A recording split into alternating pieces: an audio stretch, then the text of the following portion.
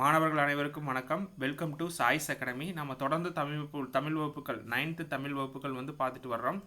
இப்போ வந்து பார்த்துட்டிங்கன்னா இயல் 4 இயல் 3 மட்டும் கம்ப்ளீட்டாக முடிச்சிருக்கோம். இயல் 4க்கு உண்டான முக்கியமான பாடங்களை வந்து பார்க்க போகிறோம். இதில் கல்வியில் சிறந்த பெண்கள் அப்படிங்கிறது உங்களுக்கு தமிழில் இவங்கெல்லாம் இல்லைனாலும் நீங்கள் ஜிகே சப்ஜெக்டில் வந்து இவங்கெல்லாம் ரொம்ப ரொம்ப முக்கியமான நபர்கள். இதில் நீங்கள் ஜிகே சப்ஜெக்டில் வந்து இவங்களை வந்து படிப்பீங்க, சரிங்களா? இப்போ பெண்மை துணிவு அப்படின்னா மூவலூர் ராமாமிர்தம் அம்மையார். இவங்களுடைய பிறப்பு 1883 டு 1962. தமிழகத்தின் சீர்திருத்தவாதி, சரிங்களா? எழுத்தாளர், திராவிட இயக்க அரசியல் செயல்பாட்டாளர், தேவதாசி ஒழிப்பு முறை நிறைவேற துணை நின்றவர். ரொம்ப ரொம்ப முக்கியமானது, சரிங்களா? இதை தெரிஞ்சுக்கணும். இவரின் பெயரில் வழங்கி வந்த திருமண நிதி உதவி திட்டம் 2022 டு 23ஆம் ஆண்டு முதல் உயர்கல்வி உறுதி திட்டமாக பெயர் மாற்றம் செய்யப்பட்டுள்ளது, சரிங்களா? இவங்களுடைய திட்டத்தை பெயர் மாற்றம் பண்ணாங்க, சரிங்களா? இத்திட்டத்தின் கீழ் அரசு பள்ளியில் அரசு உதவி பெறும் பள்ளிகளில் 6ஆம் வகுப்பு முதல் 12ஆம் வகுப்பு வரை பயின்று உயர்கல்வி பயில்வதற்காக கல்லூரிகளில் சேர்கின்ற அனைத்து பெண் குழந்தைகளுக்கும் மாதந்தோறும் 1000 ரூபாய் அவர்கள் பட்டப்படிப்பு முடியும் வரை இவருடைய திட்டத்தை பெயர் மாற்றம் பண்ணி தான் 1000 ரூபா வந்து இப்போ கொடுத்துட்ருக்குறாங்க, சரிங்களா? இப்போ அடுத்தது வந்து பார்த்துட்டிங்கன்னா சங்ககால பெண் புலவர்கள் கொடுத்துருக்காங்க. யார் யார் அப்படின்னா ஔவையார், ஓக்கூர் மாசாத்தியார், ஆதிமந்தியார், வெண்ணி குய்த்தியார், பொன்முடியார், அல்லூர் நன்முல்லையார், நக்கண்ணையார், காக்கைப்பாடினியார், வெள்ளி வீதியார், காவற்பெண்டு, நப்பசலையார், இவங்கெல்லாம் வந்து சங்ககால பெண் புலவர்கள், சரிங்களா? இதை கொடுத்துருக்காங்க. அடுத்தது வந்து பார்த்துட்டிங்கன்னா பெண்மை அறிவு அப்படிங்கிறதுக்கு யாரை கொடுத்துருக்காங்க? சாவித்திரிபாய் பூலே கொடுத்துருக்காங்க. அவங்க பிறந்தது 1831 டு 1897. 1848ஆம் ஆண்டு பெண்களுக்காக தொடங்கப்பட்ட பள்ளியில் ஆசிரியராக பணியாற்றியவர். இவரே நாட்டின் முதல் பெண் ஆசிரியர். இவர் தான் யாருங்க? சாவித்திரிபாய் பூலே. அடுத்தது, சரிங்களா? இது கேட்டிருக்காங்க. 1848ஆம் ஆண்டு பெண்களுக்காக தொடங்கப்பட்ட பள்ளியில் ஆசிரியராக பணியாற்றியவர். இவரே நாட்டின் முதல் பெண் ஆசிரியர். இது ரொம்ப முக்கியமானது. அடுத்து பெண்மை புரட்சி அப்படிங்கிறது முத்துலட்சுமி ரெட்டி. இவங்க எப்போ பிறந்தாங்கன்னா 1886 முதல் 1968 வந்து இறந்துடுறாங்க. தமிழகத்தின் முதல் பெண் மருத்துவர் என அழைக்கப்படுகிறார். இந்திய பெண்கள் சங்கத்தின் முதல் தலைவர். சரி, இதெல்லாம் கூற்றுல வச்சுருவாங்க. சென்னை மாநகராட்சியின் முதல் துணை மேயர். இது ரொம்ப முக்கியம். சட்ட மேலவைக்கு தேர்ந்தெடுக்கப்பட்ட முதல் பெண்மணி, சரிங்களா? இதில் எவ்வளோ 1 மார்க் இருக்கும். இந்திய பெண்கள் சங்கத்தின் முதல் தலைவர், சென்னை மாநகராட்சியின் துணை மேயர், சரிங்களா? அடுத்தது மேயர்னு கூட கொஸ்டின் மாற்றியும் கூட கேட்கலாம். சட்ட மேலவைக்கு தேர்ந்தெடுக்கப்பட்ட முதல் பெண்மணி, தேவதாசி முறை ஒழிப்பு சட்டம், இருதார தடை சட்டம், பெண்களுக்கு சொத்துரிமை வழங்கும் சட்டம், குழந்தை திருமண தடை சட்டம் ஆகியவற்றை நிறைவேற காரணமாக இருந்தவர், சரிங்களா? சென்னை அடையாற்றில் 1930 அவ்வை இல்லம் வந்து தோற்றுவிக்கப்பட்டது, சரியா? இவரால் தான் அவ்வை இல்லம் தோற்றுவிக்கப்பட்டது. 1952 புற்றுநோய் மருத்துவமனை ஆகியவற்றை வந்து இவங்க வந்து நிறுவிக்காங்க, சரிங்களா? ரொம்ப ரொம்ப முக்கியமான ஒரு நபர். அடுத்து வந்து பார்த்துட்டிங்கன்னா மலாலா, சரிங்களா? பாகிஸ்தானில் பெண் கல்வி வேண்டுமென போராட்ட களத்தில் இறங்கிய போது மலாலாவின் வயது வந்து 12, சரிங்களா? அதை வந்து கொடுத்துருக்காங்க. அடுத்தது வந்து பார்த்துட்டிங்கன்னா பெண்மை உயர்வுக்கு வந்து யார் கொடுத்துருக்காங்க? பண்டித ரமாபாய். 1858 பிறந்தாங்க. 1922 வந்து இறந்தாங்க. இவர் சமூக தன்னார்வலர், தடைகளை மீறி கல்வி கற்று பண்டிதராகியவர், பெண்களின் உயர்வுக்கு துணை நின்றவர், சரிங்களா? அடுத்தது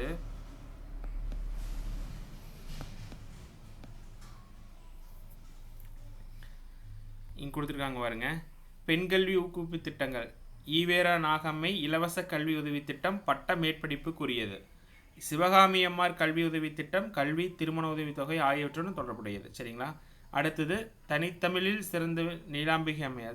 தனித்தமிழில் சிறந்து விளங்கிய நீலாம்பி அம்மையார். இவங்க பிறந்தது 1903, இறந்தது 1943. இவர் மறைமலையடிகளுடைய மகள். தந்தையைப் போலவே தனித்தமிழ் பற்றுடையவர். இவரது தனித்தமிழ் கட்டுரை வடசொல் தமிழ் அகரவரிசை, முப்பெண்மணிகளின் வரலாறு, பட்டினத்தார் பாராட்டிய மூவர் ஆகிய தனித்தமிழ் எழுத விரும்புவோருக்கு மிகவும் பயனுள்ளது. இவங்க பாடப்பிரிவில் கிடையாது, ஜிகே சப்ஜெக்ட்டுக்காக இதை நான் பார்க்குறோம். கோத்தாரி கல்விக்குழு, ஏன்னா இந்த கல்வி சம்மந்தமானது ரொம்ப ரொம்ப முக்கியமானது. நம்ம ஜிகே சப்ஜெக்டில் இது ரொம்ப ரொம்ப முக்கியம். 1964ஆம் ஆண்டு கோத்தாரி கல்விக்குழு தன் பரிந்துரையில் அனைத்து நிலைகளிலும் மகளிர் கல்வியை வந்து வலியுறுத்தியது. அப்போ கோத்தாரி கல்விக்குழு கொண்டு வரப்பட்டது 1964, சரிங்களா? அடுத்தது சாரதா சட்டம், சரிங்களா? பெண் முன்னேற்றத்திற்கு பெண் முன்னேற்றத்தின் தடைக்கல்லாய் இருப்பது குழந்தை திருமணம். எனவே அதை தடுக்க 1929ஆம் ஆண்டு சாரதா சட்டம் கொண்டு வரப்பட்டது. நிறைய எக்ஸாம்பிள் கட்டிருக்காங்க. சாரதா சட்டம் கொண்டு வரப்பட்டது 1929. சரிங்களா? சரி, அடுத்தது வந்து பார்த்துட்டிங்கன்னா பாருங்க, இங்கே வந்து நூல்களெல்லாம் கொடுத்துருக்காங்க பாருங்க. கற்றோடுக்கு சென்றமிடமெல்லாம் சிறப்பு அப்படின்னு சொல்லி நூல் கொடுத்துருக்காங்க. இது என்ன நூல் அப்படின்னா மூதுரையில் வந்து ஔவையார். சரிங்களா? மூதுரையில் வந்து ஔவையார் எழுதின வந்து பாட்டு. இது என்னது? மன்னனும் மாசற கற்றோனும் சீர்தூக்கின் மன்னன் கற்றோர் சிறப்புடையவன். மன்னனுக்கு தன் தேசமெல்லாம் சிறப்பில்லை, கற்றோருக்கு சென்றமிடமெல்லாம் சிறப்பு அப்படின்னு சொல்லியிருப்பாங்க. இது வந்து என்னது? மூதுரை ஔவையாருடையது. சரிங்களா? அடுத்தது கைப்பொருள் தன்னின் மெய்ப்பொருள் கல்வி அப்படின்னு சொல்லி கொடுத்துருக்காங்க. சரிங்களா? கைப்பொருள் தன்னின் மெய்ப்பொருள் கல்வி அப்படின்னு சொல்லி கொடுத்துருக்காங்க. இது வந்து பார்த்துட்டிங்கன்னா கொன்றை வேந்தனில் சரிங்களா? கொன்றை வேந்தனில் ஔவையார் பாடினது. கைப்பொருள் தன்னின் மெய்ப்பொருள் கல்வி அப்படிங்கிறது வந்து கொன்றை வேந்தனில் ஔவையார் வந்து பாடியிருக்காங்க. சரிங்களா? அடுத்தது கல்வி கரையில் கற்பவர் நாட்சில. சரியா? கல்வி கரையில் கற்பவர் நாட்சில மெல்ல நினைக்கின் பிணிப்பல தெல்லுதில் ஆராய்ந்து தமையுடைய கற்பவே நீரொழிய பாலுன் குறுகின் தெரிந்து அப்படிங்கிறது தான் இதனுடைய பொருள். சரியா? கல்வி கரையில் கற்பவர் நாட்சில அப்படிங்கிறது என்னது? நாலடியாருடைய பாடல். இது எல்லாமே நம்ம பாடப்பிரிவில் வந்து இருக்குது. சரிங்களா? கற்றது கைமண் அளவு கல்லாதது உலகளவு அப்படின்னு சொன்னவங்க யார்? ஔவையார். கல்விக்கு அழகே அழகு அப்படின்னு சொன்னவங்க யார்? நாலடியார். அப்படின்னு சொல்லக்கூடிய நூல் இது நாலடியார். புரிஞ்சுதுங்களா? கற்றோருக்கு சென்றமிடமெல்லாம் சிறப்பு அப்படின்னு சொன்னது மூதுரை ஔவையார். கைப்பொருள் தன்னின் சரியா மெய்ப்பொருள் கல்வினா உண்மையான செல்வமே கல்விதான் அப்படின்னு சொல்லியிருப்பாங்க. சரியா? கைப்பொருள் தன்னின் மெய்ப்பொருள் கல்வி கொன்றைவேந்தன் ஔவையார். கல்வி கரையில் கற்பவர் நாள் சில அப்படின்னு சொன்னது நாலடியார். சரிங்களா? கல்வி கரையில் கற்பவர் நாள் சில. கற்றது கைமண் அளவு கல்லாதது உலக அளவு அப்படின்னு சொல்லக்கூடிய இதுங்க. சரிங்களா? கற்றது கைமண் அளவு கல்லாத உலக அளவுன்னு சொன்னது ஔவையார். கல்வி கழகே அழகு அப்படின்னு சொல்லக்கூடிய நூல் இது நாலடியார். இதுதான் நாம் பார்த்துருக்கோம். சரிங்களா? இந்த கல்வி கரையில் கற்பவர் நாள் சில அப்படிங்கிறதுல நாலடியார் வந்து இந்த பயனற்றவை தள்ளிவிட்டு பயனுள்ளவையே கற்க வேண்டும் அப்படின்னு சொல்லி அதில் சொல்லியிருப்பாங்க. சரியா? கல்வி கரையில் கற்பவர் நாள் சில. இப்போ இதெல்லாம் ரொம்ப ரொம்ப முக்கியமானது. இதெல்லாம் கேட்டுருவாங்க. சரிங்களா? பார்த்துங்க. அடுத்தது குடும்ப விளக்கு பாரதிதாசனுடைய ஒரு நூலுங்க. சரிங்களா? ஏன்னா பாரதிதாசன் வந்து நம்ம பாடப்பிரிவில் வந்து இருக்கிறார். ரொம்ப ரொம்ப முக்கியமான ஒரு நபர். சரிங்களா? இதை வந்து பார்த்துடலாம். சரிங்களா? குடும்ப விளக்கு பாரதிதாசன் ரொம்ப ரொம்ப முக்கியமான நூல். அதாவது வந்து பாவேந்தர் பாரதிதாசன் அவர்களால் இயற்றப்பட்ட ஒரு புகழ்பெற்ற சமூக காப்பியம் என்னங்க? குடும்ப விளக்கு. நல்ல குடும்பம், பல்கலைக்கழகம் மற்றும் குடும்ப முன்னேற்றமே நாட்டின் முன்னேற்றம் ஆகிய தத்துவங்களை அடிப்படையாக கொண்டு ஒரு சிறப்பான இல்லறத்தின் இலக்கணத்தை இந்நூல் வந்து விளக்குது. சரிங்களா? புரிஞ்சுதுங்களா? அதாவது வந்து குடும்ப முன்னேற்றம் தான் நாட்டினுடைய முன்னேற்றம் ஆகிய தத்துவங்களை அடிப்படையாக வச்சு ஒரு சிறப்பான இல்லறத்தின் இலக்கணத்தை வந்து இந்நூல் வந்து விளக்குவதாக அமைஞ்சிருக்கு. அதை வந்து குடும்ப விளக்கு அப்படின்னு சொல்கிறது. அடுத்தது அதே வந்து பார்த்துட்டிங்கன்னா 1937ஆம் ஆண்டு சரியா 11th 12th சிறப்பு தமிழில் வந்து இருக்கும். 1937ஆம் ஆண்டு பாவேந்தர் பாரதிதாசன் அவர்கள் எழுதப்பட்ட சரிங்களா புகழ்பெற்ற காவியம் எதுங்க? புரட்சிக்கவி. அதாவது வந்து குடும்ப விளக்கு அப்படிங்கிறது நம்மளுக்கு தெரியும். 1937ஆம் ஆண்டு புரட்சிக்கவி அப்படிங்கிற 1937 வந்து எழுதியிருப்பாங்க. 1937ஆம் ஆண்டு பாவேந்தர் பாரதிதாசன் அவர்கள் எழுதப்பட்ட புகழ்பெற்ற காவியம் எதுங்க? புரட்சிக்கவி அப்படின்னு சொல்கிறது. இது ரொம்ப ரொம்ப முக்கியமானது. சரிங்களா? அடுத்தது வந்து பார்த்துட்டிங்கன்னா ஃபஸ்ட்டு செய்யுள். சரிங்களா? இதில் எல்லாமே நம்மளுக்கு என்னதுங்க? நம்ம பாரதிதாசன் வந்து நம்ம பாடப்பிரிவில் இருக்கிறதுனால பாரதிதாசன் சம்பந்தமான அனைத்தையுமே நம்ம என்ன பண்ணணும்? படிச்சிடணுங்க. சரிங்களா? ஃபஸ்ட்டு செய்யுள். சரிங்களா? கல்வி இல்லாத பெண்கள் களநிலம் அந்நிலத்தில் புல் விளைந்திடலாம், நல்ல புதல்வர்கள் விளைதல் இல்லை. கல்வியை உடைய பெண்கள் திருந்திய களனி அங்கே, நல்லறிவு உடைய மக்கள் விளைவது நவிலவோ நான் அப்படின்னு சொல்லி கொடுத்துருக்காங்க. இதில் கலர் நிலம் அப்படின்னு என்னது? கழனி அப்படின்னு என்னது? வயல் அப்படின்னு சொல்கிறது ஒரு நன்சை நிலம். சரிங்களா? கலர் நிலம் அப்படின்னா பண்படாத நிலம் அப்படிங்கிறது. நவிழல் அப்படின்னா சொல்லல் அப்படின்னு பொருள். சரிங்களா? பார்த்துக்க. கலர் நிலம்னா பண்படாத நிலம், நவிழல் அப்படின்னா சொல்லல் அப்படின்னு பொருள். சரிங்களா? இந்த பாடலினுடைய பொருள் என்னென்னா கல்வியறிவு இல்லாத பெண்கள் ஒரு பண்படாத நிலத்தை போன்றவர்கள் அப்படின்னு சொல்கிறார். அதே மாதிரி அந்நிலத்தில் வந்து புல்கள் முதலானவை வந்து விளையலாம், நல்ல பயிர் வந்து விளையாது அப்படின்னு சொல்லி சொல்கிறார். சரிங்களா. அதுக்கப்புறம் வந்து பார்த்துட்டிங்கன்னா அதுபோல் கல்வியறிவு இல்லாத பெண்கள் வாயிலாக அறிவுடைய மக்கள் உருவாக மாட்டார்கள் அப்படின்னு சொல்லி சொல்கிறார். கல்வியை கற்ற பெண்கள் பண்பட்ட நல்செய் நிலத்தை போன்றவர்கள் அப்படின்னு சொல்லி இந்த செயலில் வந்து விளக்குறார். சரிங்களா. அவர்கள் மூலம் சிறந்த அறிவுடைய மக்கள் உருவாகின்றன என்பதை இந்த செயல் மூலிமா அவர் வந்து விளக்குறார். சரிங்களா. இதுக்கான விளக்கம் பார்த்துடலாம். சரிங்களா. ஃபஸ்ட்டு, கல்வியறிவு இல்லாத பெண்கள் பண்படாத நிலத்தை போன்றவர்கள், அந்நிலத்தில் புல் முதலானவை விளையலாம், நல்ல பயிர் விளையாது. அதுபோல கல்வியறிவு இல்லாத பெண்கள் வாயிலாக அறிவுடைய மக்கள் உருவாக மாட்டார்கள். கல்வியை கற்ற பெண்கள் பண்பட்ட நன்செய் நிலத்தை போன்றவர்கள், அவர்கள் மூலம் சிறந்த அறிவுடைய மக்கள் உருவாகின்றன என்பதை நாம் சொல்லவும் வேண்டுமா அப்படின்னு சொல்லி கொடுத்துருக்காங்க. அடுத்தது வந்து பார்த்துட்டிங்கன்னா இரண்டாவது செயல் கொடுத்துருக்காங்க. சரிங்களா. அடுத்தது வந்து பார்த்துட்டிங்கன்னா வானுறுதி செலுத்தல், வையமாக்கடல் முழுவதும் அளத்தல், ஆணச் செயலும் ஆண் பெண் அனைவருக்கும் பொதுவே என்று. அதாவது வந்து வானுறுதி செலுத்துதல், உலகையும் கடலையும் அளத்தல் போன்ற எந்த செயலும் ஆண் பெண் இருபாலருக்கும் பொதுவானவை அப்படின்னு சொல்லி சொல்கிறாங்க. நானிலம் ஆடவர்கள் ஆணையால் நலிவு அடைந்து, சரியா, இன்று உலகமானது ஆண்களின் கட்டுப்பாட்டில் நலிந்து போனதால் பெண்களுக்கு விடுதலை பறிபோனதுன்னு சொல்லி சொல்கிறார். போனதால் பெண்களுக்கு விடுதலை போனது அப்படின்னு சொல்லி சொல்கிறார். சரிங்களா. ஃபஸ்ட்டில் அவர் என்ன சொல்கிறார் இந்த செயலில், கல்வியறிவு இல்லாத பெண்கள் கடநிலத்தை பண்படாத நிலத்தை போன்றவர்கள், அதில் வந்து பார்த்துட்டிங்கன்னா நிலத்தில் புல் முதலானவை வந்து விளையலாம், நல்ல பயிர் வந்து விளையாது அப்படின்னு சொல்லி ஃபஸ்ட்டு சொல்கிறார். இதில் என்ன சொல்கிறாரு, செகண்ட் செயலில் வானுறுதி செலுத்துதல், உலகையும் கடலையும் அளத்தல் போன்ற எந்த செயலும் ஆண் பெண் இருபாலருக்கும் பொதுவானவை, உலகமானது ஆண்கள் கட்டுப்பாட்டில் நலிந்து போனதுனால பெண்களுக்கு விடுதலை வந்து இல்லை அப்படின்னு சொல்லி இந்த செயலில் வந்து அவர் வந்து வலியுறுத்துறார். சரிங்களா. வையம் அப்படின்னு என்னது, உலகம் அப்படின்னு பொருள். மாக்கடல் அப்படின்னு என்னது, பெரிய கடல். மாக்கடல் என்னது, பெரிய கடல். இது வந்து உரிச்சொற்றொடர். சரிங்களா. இதில் கலர் நிலம் அப்படின்னா பண்படாத நிலம், நவிழல் அப்படின்னா சொல்லல் அப்படின்னு பொருள். சரிங்களா. இதுக்கான பொருள் பாருங்க, இரண்டாவது இதுக்கானது. சரிங்களா.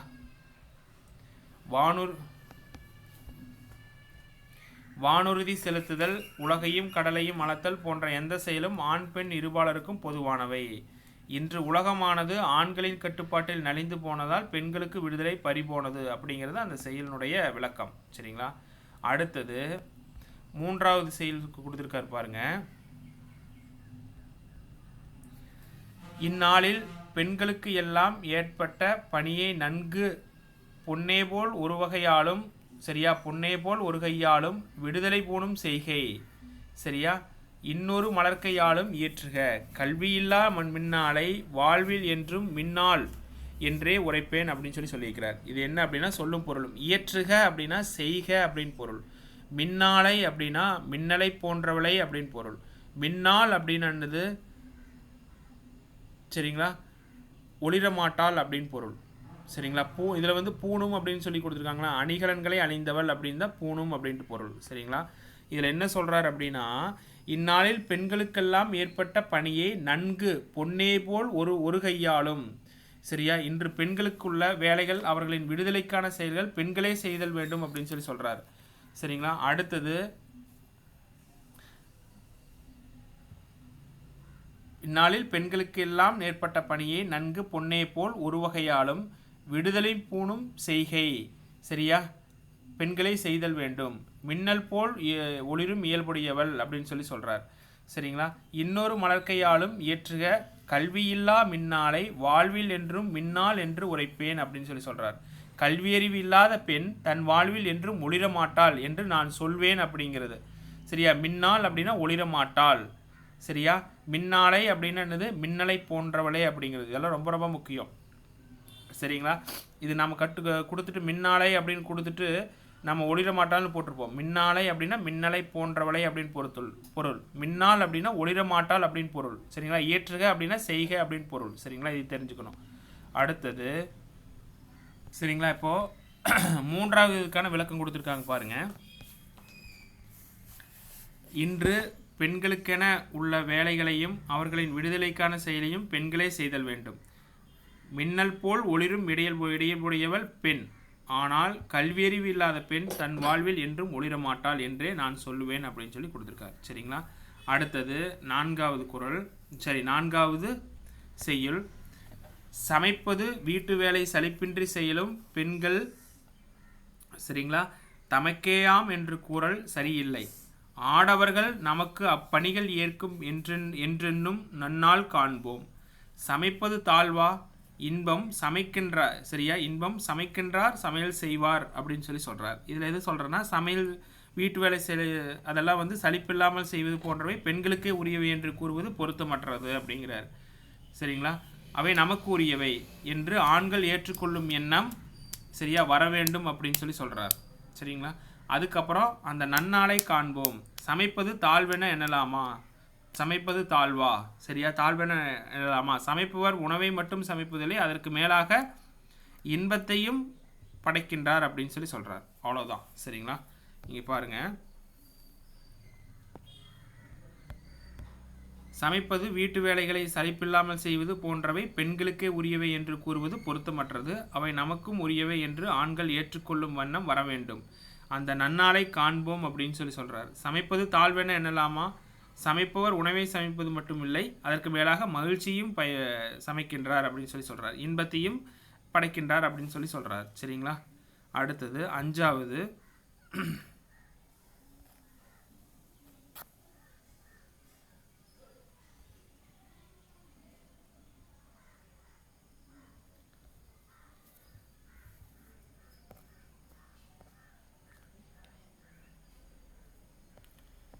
சரியா, 5வது பாருங்க. சமைப்பது பெண்களுக்கு தவிர்க்கவனா கடமை என்றும், சரிங்களா, சமைப்பது பெண்களுக்கு தவிர்க்கவனா கடமை என்றும், தவிர்க்கவனா அப்படின்னு தவிர்க்க இயலாத அப்படின்னு பொருள். சமைத்திடும் தொழிலோ நல்ல தாய்மார்க்கு தக்கது என்றும், சரிங்களா, தமிழ் திருநாடு தன்னில் இருக்குமோர் சட்டம் தன்னை இமைப்போதில் நீக்க வேண்டில் பெண்கல்வி வேண்டும் யாண்டும் அப்படின்னு சொல்லி சொல்கிறார். யாண்டும் அப்படின்னா எப்பொழுதும் பெண்கல்வி வேணும் அப்படின்னு சொல்லி சொல்கிறார். சரிங்களா? இதுக்கான பொருள் பாருங்க. சமைக்கும் பணி பெண்களுக்கு தவிர்க்க முடியாத ஒரு கடமை எனவும், அப்பணி நல்ல தாய்மார்களுக்கு உரியது எனவும், தமிழ் திருநாட்டில் இருக்கின்ற வழக்கத்தினை கண்ணிமைக்கும் நேரத்தில் நீக்க வேண்டுமாயின் பெண்களுக்கு எப்போதும் கல்வி வேண்டும் அப்படின்னு சொல்லி சொல்கிறார். சரிங்களா? அப்போ இது இந்த பாடல் வந்து பெண்கல்வியை வந்து உயர்த்துற மாதிரி தான் இந்த பாடலே வந்து இருக்குது. ரொம்ப ரொம்ப ரொம்ப முக்கியமான ஒரு பாட்டு. சரிங்களா? அப்போ இதில் ஈஸியாக எடுத்துடலாம் இல்லைங்களா?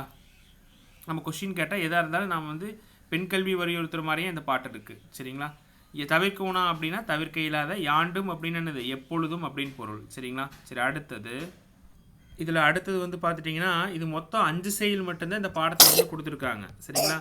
இதில் மொத்தம் 5 செயல் மட்டும்தான் இதில் வந்து கொடுத்துருக்காங்க. இதில் வந்து 6வது செயலும் வந்து பார்த்துட்டிங்கன்னா ஒன்று வந்து இருக்குது. சரிங்களா?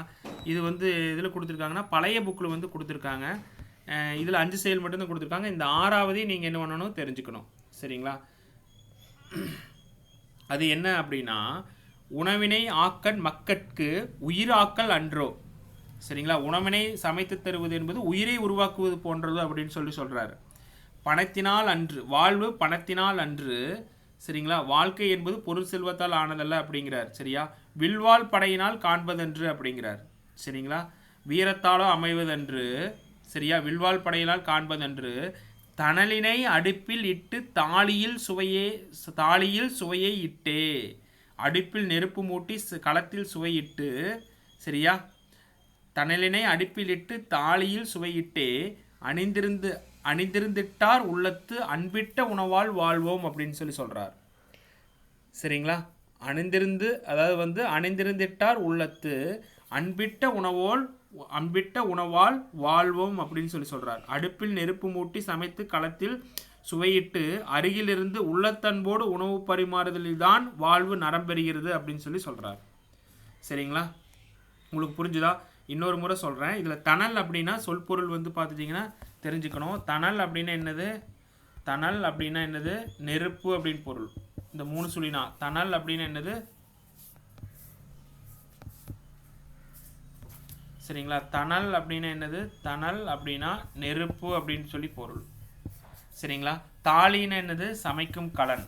இந்த தாளி அப்படின்னா தான் சமைக்கும் கலன். அனைத்து அருகின அனைத்து அனைத்து அப்படின்னு என்னது அருகில் அப்படின்னு பொருள். சரியா? இப்போ இந்த செயல் வந்து இந்த நியூ புக்கில் எடிஷனில் வந்து நீக்கியிருக்காங்க. இது பழைய எடிஷனில் வந்து இந்த செயல் வந்து இருக்குது. இன்னொரு முறை சொல்கிறேங்க. சரிங்களா? உணவினை ஆக்கல் மக்கட்கு உயிராக்கல் அன்றோ, வாழ்வு பணத்தினால் அன்று வில்வாள் படையினால் காண்பதன்று, தணலினை அடுப்பில் இட்டு தாலியில் சுவையை இட்டே அணிந்திருந்திட்டார் உள்ளத்து அன்பிட்டால் உணவால் வாழ்வோம் அப்படின்னு சொல்லி சொல்றார். உணவை சமைத்து தருவது என்பது உயிரை உருவாக்குவது போன்றது.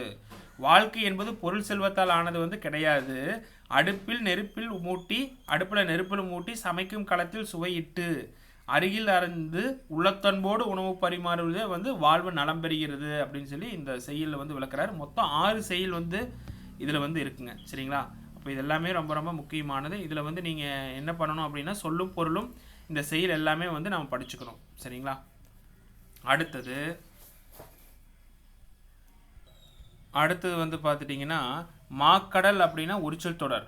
மாக்கடல் அப்படின்னா பெரிய கடல் அப்படின்னு பொருள். சரியா? சால உரு தவ நனி கூர் களி அப்படிங்கிறது உரிச்சல் தொடர். விளைதல் அப்படின்னா தொழிற்பெயர். சரியா? தொழிற்பெயர் பார்த்துருப்போம். 13 தொழிற்பெயர் விகுதிகள் அப்படின்னு பார்த்துருப்போம். விளைதல் அப்படிங்கிறது தொழிற்பெயர்.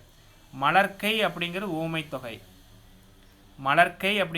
தொகை. எப்படின்னா உங்களுக்கு தெரியும் இல்லைங்க? மலர் போன்ற கை. நான் எதை பற்றி பேச வர்றேன்? கையைத்தான் பற்றி பேச வர்றேன். அப்போ கை அப்படிங்கிறது ஓமேயம், மலர் அப்படிங்கிறது ஓமை. சரிங்களா? சரி, அடுத்தது வந்து பார்த்துட்டிங்கன்னா புரிஞ்சுதுங்களா? ஊமை தொகை. நல்லறிவு அப்படிங்கிறது பண்பு தொகை. நன்மை கூட்டல் அறிவு. நல்லறிவு அப்படிங்கிறது பண்பு தொகை. உரைப்பேன் அப்படின்னு சொல்லி சொல்கிறாங்க. உரைப்பேன் அப்படின்னா தன்மை ஒருமை வினைமுற்று. உரைப்பேன் அப்படின்னு என்னது? தன்மை ஒருமை வினைமுற்று. இது எப்படின்னு பாருங்க. இப்போ வந்து பார்த்துட்டிங்கன்னா தன்மை ஒருமை வினைமுற்று. சரிங்களா? அதாவது வந்து தன்னைத்தானே முற்று பெற்ற செயலை காட்டும் இலக்கண சொல். தன்மை ஒருமை வினைமுற்று என்னது? தன்னைத்தானே முற்று பெற்று செயலையும் காட்டும் இலக்கண சொல்.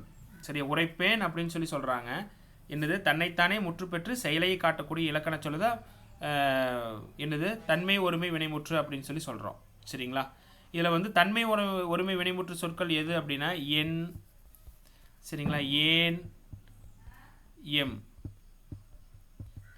தன்மை ஒருமை வினைமுற்று சொற்கள் என், ஏன், எம் அப்படிங்கிறத வந்து தன்மை ஒருமை வினைமுற்று சொற்கள். சரிங்களா? தருகுவென், என்னது? தருகுவென். அப்புறம் அழிக்குவென், அழிக்குவென். அப்புறம் என்னது? கொள்வேன், கொள்வேன். அப்புறம் என்னது? உண்டனம். சரிங்களா? உண்டனம். சரிங்களா? எம் வந்திருக்கா? உண்டனம். சரிங்களா? அதுக்கப்புறம் உந்தனம், உந்தனம். அம்பு வந்திருக்கா? சரிங்களா? என், தருகுவென், என் வந்திருக்கா? அழிக்குவேன், ஏன் வந்திருக்கா? உண்டனம், எம் வந்திருக்கா? உந்தனம், எம் வந்திருக்கா? சரிங்களா? அப்போது இதில் நாம் என்ன தெரிஞ்சுக்கணும் அப்படின்னா தன்மை ஒருமை வினைமுற்று அப்படின்னா என்னது? சரிங்களா? தன்மை ஒருமை வினைமுற்று சொற்கள்னா என்னது? என், ஏன், எம் அப்படின்னு சொல்லி முடிஞ்சிருக்கும். தன்னைத்தானே முற்று பெற்று செயலையும் காட்டும் ஒரு வினைச்சொல். அதுதான் என், ஏன், எம் அப்படிங்கிறது மட்டும் தெரிஞ்சுக்குங்க. சரிங்களா? அடுத்தது தன்மை பன்மை வினைமுற்று அப்படின்னு என்னது? தன்மை பன்மை வினைமுற்று என்னது? தும். இது வந்து தன்மை பன்மைக்கு. சரிங்களா? தும், ஏம், ஓம். இதுக்கு எடுத்துக்காட்டு வந்து தன்மை பன்மைக்கு வந்து பார்த்துட்டிங்கன்னா தும், ஏம், ஓம் அப்படின்னு சொல்லி வர்றது. வணங்குதும், வணங்குதும். இது வந்து தன்மை பன்மை வினைமுற்று. வணங்குதும் வந்துருச்சா? போற்றுதும். அதுக்கப்புறம் இளந்தேம், இளந்தேம். ஏ வந்திருக்கா? இளந்தேம். அடுத்து ஓம் வரணும். ஒளித்திடுவோம், ஒளித்திடுவோம். அப்போ இது எல்லாமே என்னதுங்க? பன்மைக்கு வரக்கூடிய தும், ஏம், ஓம். புரிஞ்சுதுங்களா? அடுத்தது ஏவல் வினைமுற்று அப்படின்னு உங்களுக்கு தெரியும். ஏவல் வினைமுற்றுன்னு என்னது? சரியா? ஏவல் வினைமுற்றுன்னு என்னது? மின், மின் அப்படிங்கிற விகுதியை பற்றி பெற்று வரும். மின் அப்படிங்கிற விகுதியை வந்து பெற்று வரும். பரப்பு மின், பரப்புங்கள் அப்படின்னு வர்றது பரப்பு மின். மாற்றுங்கள் அப்படிங்கிறது மாற்று மின். சரிங்களா? அப்போ இதில் நம்ம வந்து 3 விஷயங்களை பார்த்துருக்கோம். தன்னைத்தானே முற்று பெற்று செயலை காட்டும் இலக்கண சொல் தான் தன்மை ஒருமை வினைமுற்று அப்படின்னு சொல்லி சொல்கிறது. என் ஏன் எம் அப்படின்னு முடிஞ்சால் தன்மை ஒருமை வினைமுற்று. தன்மை பன்மை வினைமுற்றுனா தும் ஏம் ஓம் அப்படின்னு சொல்லி முடிஞ்சிருக்கும். ஏவல் வினைமுற்றுனா மின் அப்படிங்கிறது வந்து முடிஞ்சிருக்கும். சரி, ஏவல் வினைமுற்று அப்படிங்கிறது உங்களுக்கு ரொம்ப ஈஸி செய்யுங்க. சரிங்களா? சரி, அடுத்தது வந்து பார்த்துட்டிங்கன்னா இங்கே வந்து வினையாளனையும் பெயர் அப்படின்னு சொல்லி கொடுத்துருக்காங்க. வினையாளனும் பெயர் என்னது? ஒரு வினைச்சொல் பெயரின் தன்மையை அடைந்து வேற்றுமை உறுப்பை ஏற்றும் மேற்காலமும் வேறொரு பயனிலையை கொண்டு முடிவது வினையாளனையும் பெயர். செய்வார் அப்படின்னு சொல்லி சொல்கிறோம். சரியா? இதில் வந்து யார் குறிக்கிறது? ஒரு வினை செய்த கருத்தாவைத்தானே குறிக்குது. செய்தவர் அப்படிங்கிற ஒரு கருத்தாவைத்தானே நம்ம குறிக்குது. சரிங்களா? அப்போ இது என்னது? வினையால் அணையும் பெயர் அப்படின்னு சொல்லி சொல்கிறோம். இயற்றுக காலம் முடிஞ்சிருக்கு. கா ஏர் இதில் முடிஞ்சாலும் என்னது? வியங்கோல் வினைமுற்று விகுதிகள்.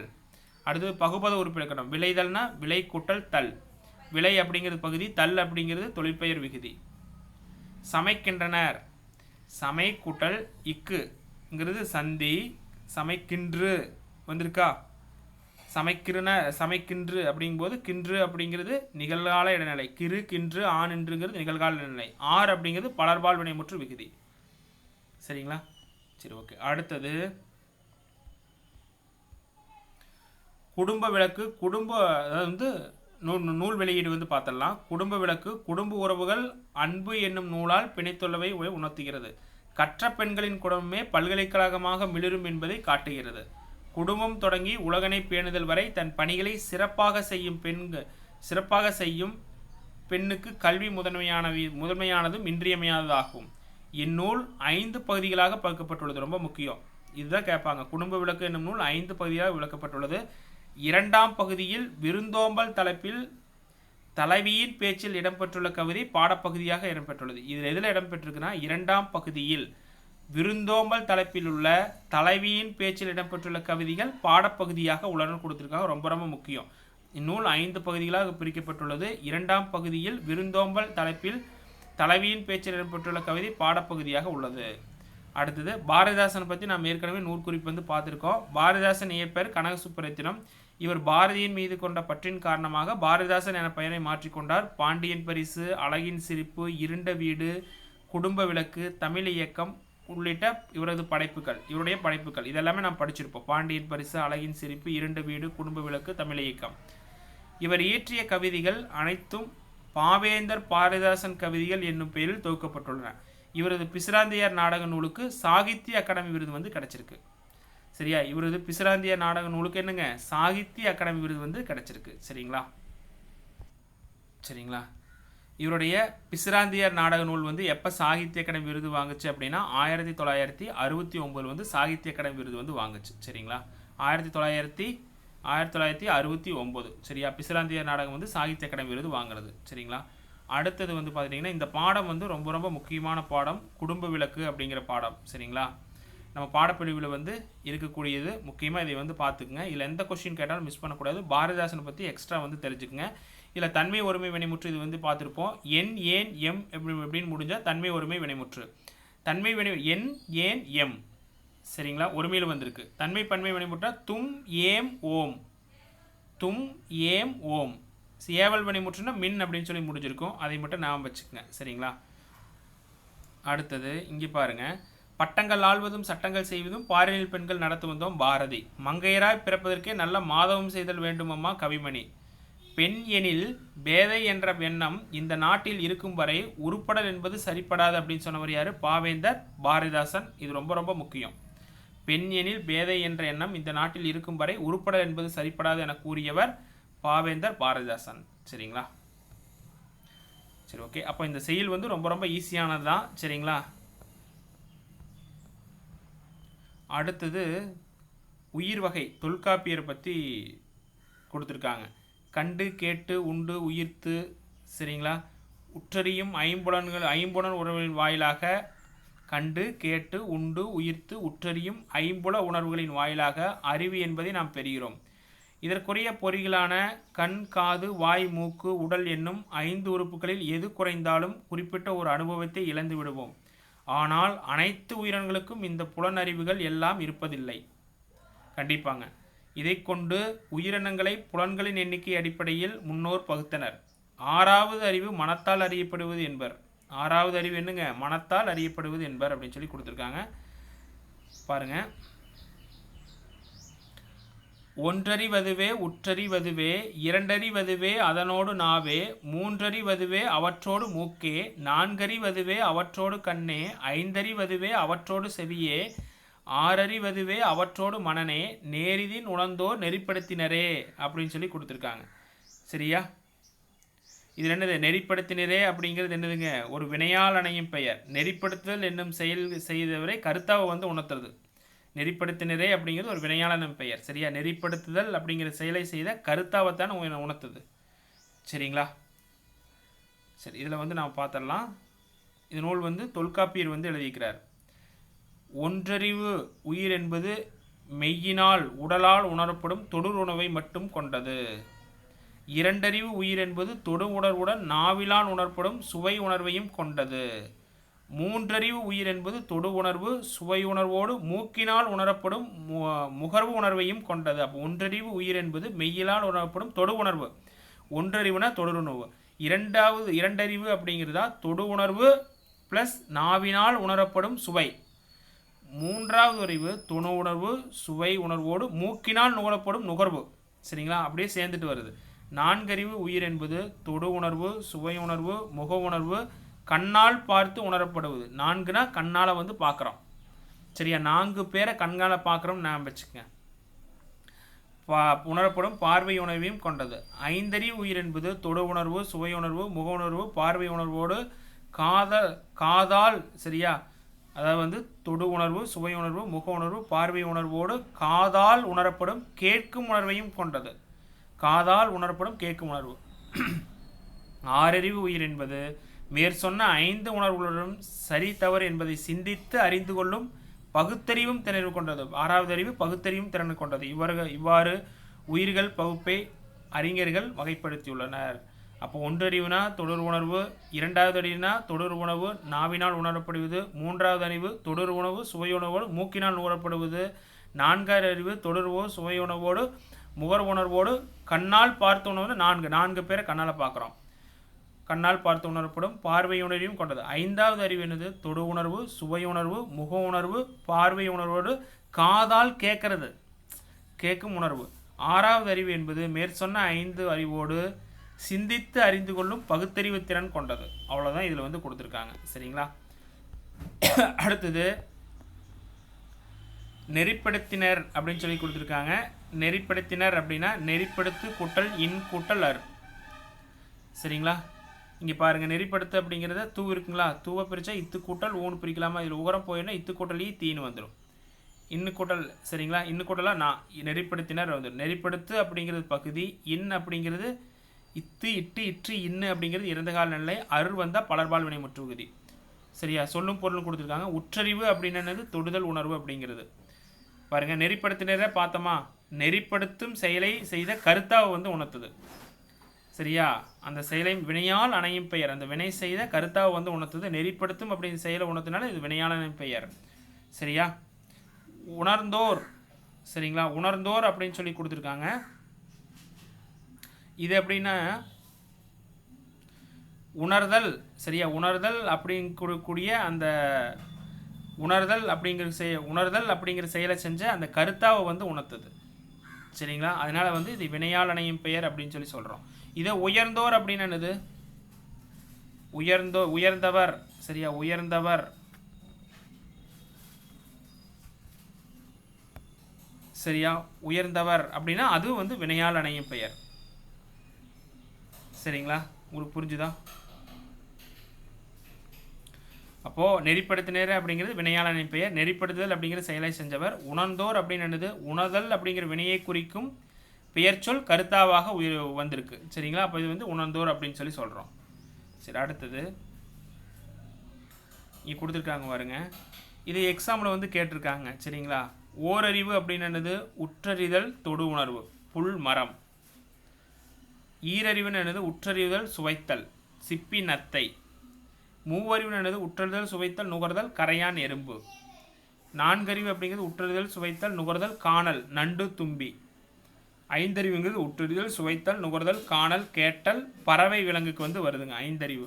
ஆறாவது அறிவு உற்றறிதல், சுவைத்தல், நுகர்தல், காணல், கேட்டல், பகுத்தறிதல், மனம் வந்து மனிதன் ஐந்தறிவு. இது எக்ஸாமில் வந்து கேட்டிருக்காங்க, இதை பார்த்துக்கணும்.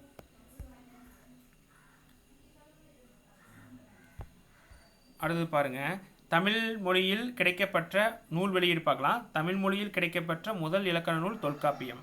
இதனை இயற்றியவர் யார்? தொல்காப்பியர். தொல்காப்பியம் பிற்காலத்தில் தோன்றிய பல இலக்கண நூல்களுக்கு முதல் நூலாக அமைந்திருக்கிறது. இது எழுத்து, சொல், பொருள் என 3 அதிகாரங்களில் 27 இயல்களை கொண்டது. ரொம்ப முக்கியம். இது எழுத்து, சொல், பொருள் என 3 அதிகாரங்களில் 27 இயல்களை கொண்டது.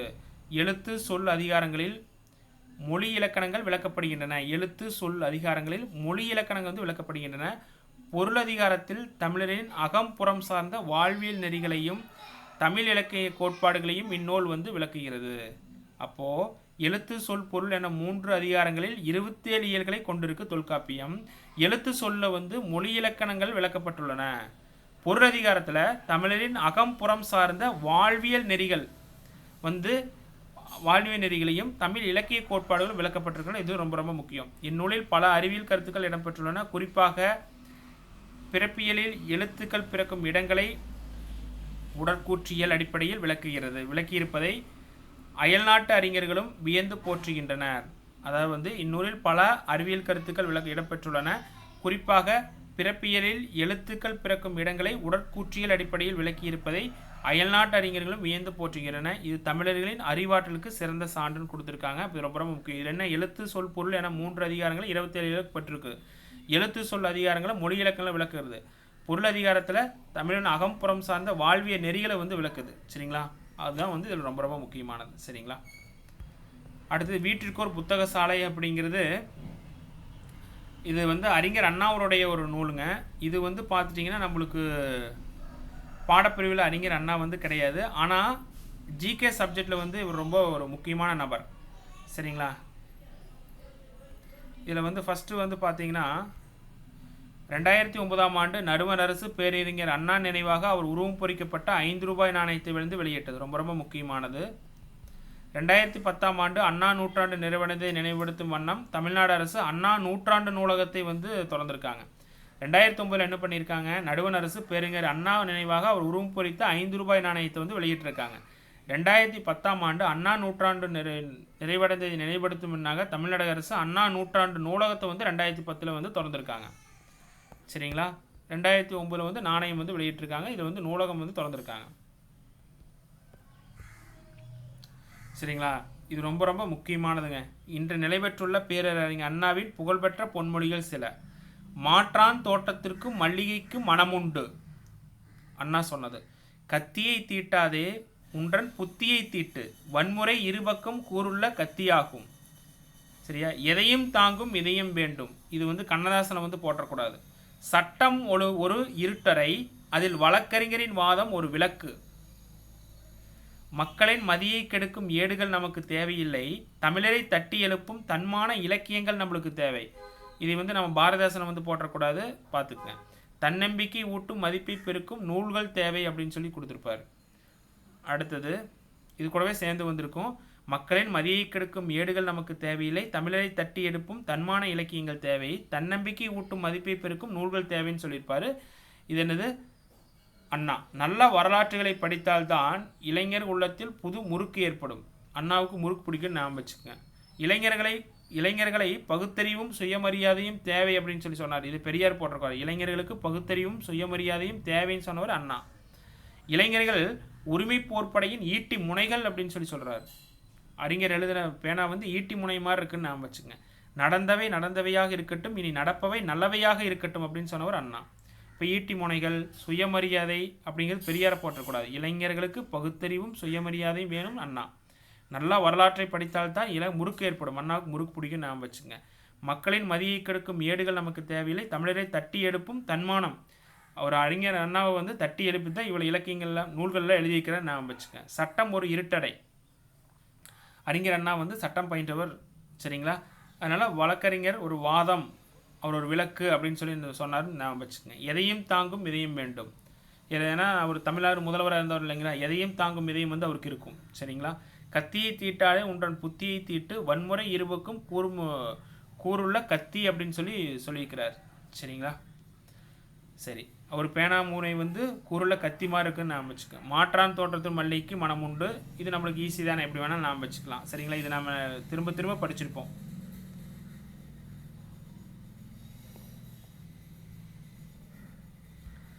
கொடுத்துருக்காங்க பாருங்க. உணவு உடை அடிப்படை தேவை, அந்தந்த தேவையை பூர்த்தி செய்தாலும் முதலிடம் புத்தக சாலைக்கு தரணும் அப்படின்னு சொல்லியிருக்கிறேன். அப்படி சரிங்களா? இதில் வந்து இதுதான் ரொம்ப முக்கியமானது. சரிங்களா?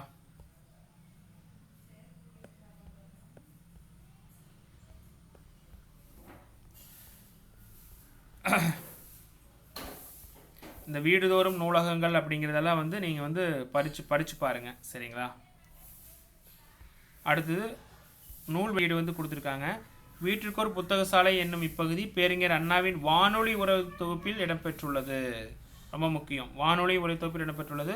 இவர் தமிழிலும் ஆங்கிலத்திலும் மிகச்சிறந்த பேச்சாளராக விளங்கியவர். எழுத்தாளரான அண்ணாவை தென்னகத்து பெருநாள்சா என்று அழைத்தனர். தென்னகத்து பெருநாள்சா யார்? அறிஞர் அண்ணா. சிவாஜி கண்ட இந்து சாம்ராஜ்யம் முதல் இன்ப ஒளி வரை பல படைப்புகளை தந்தவர். சரியா? பார்த்துங்க. சிவாஜி கண்ட இந்து ராஜ்யம் முதல் இன்ப ஒளி வரை பல படைப்புகளை தந்தவர். அவர் பல படைப்புகள் திரைப்படங்களாயின. தம்முடைய திராவிட சீர்திருத்த கருத்துக்களை நாடகங்கள் திரைப்படங்கள் மூலமாக முதலில் பரப்பியவர் இவரே. 1935 சென்னை பெத்தநாயக்கன்பேட்டை கோவிந்தநாயக்கர் பள்ளியில் ஆங்கில ஆசிரியராக ஓராண்டு பணியாற்றினார். ரொம்ப முக்கியம். என்ன ஆசிரியர் பணியாற்றார்? ஆங்கில ஆசிரியர். எங்கே? சென்னை பெத்தநாயக்கன்பேட்டை கோவிந்தநாயக்கன் பள்ளியில். ஹோம் ரூல், ஹோம்லேண்ட், நம் நாடு, திராவிட நாடு, மாலைமணி, காஞ்சி போன்ற இதழ்களில் ஆசிரியராகவும் குடியரசு விடுதலை ஆகிய இதழ்களில் துணையாசிரியராகவும் இருந்தவர். முதலமைச்சராக பொறுப்பை ஏற்றதும் இருமொழி சட்டத்தை உருவாக்கியவர். சென்னை மாகாணத்தை தமிழ்நாடு என மாற்றி தமிழ்நாட்டு வரலாற்றில் நீங்க இடம் பெற்றவர். ரொம்ப ரொம்ப ரொம்ப முக்கியமானது. சரிங்களா? பார்த்துக்க. திறனத்து பெருநாள்சா நினைக்கூட்டவர் அண்ணா. அவருடைய படைப்புகளை திராவிட சீர்திருத்த கருத்துக்களை வந்து உருவாக்கியிருப்பார். 1935 சென்னை பெத்தநாயக்கன்பேட்டை கோவிந்தநாயக்கன் பள்ளியில் ஆங்கில பேராசிரியர் பணியாற்றினார். ஹோம் ரூல், ஹோம்லேண்ட், நம் நாடு, திராவிட நாடு, மாலைமணி, காஞ்சி போன்ற இதழில் ஆசிரியராக பணியாற்றியிருக்கிறாரு. குடியரசு விடுதலை ஆகிய இதழ்களில் துணையாசிரியராக பணியாற்றியிருக்கிறார். அப்படி முதலமைச்சராக பொறுப்பை ஏற்றதும் இருமொழி சட்டத்தை உருவாக்கியிருக்கிறார். அப்படி சென்னை மாகாணத்தை தமிழ்நாடு என மாற்றி தமிழ்நாட்டில் வரலாற்று நீங்காடம் பெற்றிருக்கிறார். அப்படி சரிங்களா? இது ரொம்ப ரொம்ப முக்கியமானது. அடுத்து புகழுக்குரிய நூல்கள். ஆசியாவிலேயே மிக பழமையான நூலகம் என்று புகழுக்குரியது தஞ்சை சரஸ்வதி மகால் நூலகம். இந்திய மொழிகள் அனைத்திலும் உள்ள ஓலைச்சுவடிகள் இங்கு பாதுகாக்கப்படுகின்றன. உலகளவில் தமிழ் நூல்கள் அதிகமுள்ள நூலகம் கன்னிமாரா நூலகம், சென்னை எழும்பூரில் வந்து இருக்கு. சென்னை நுங்கம்பாக்கத்தில் உள்ள பேராசிரியர்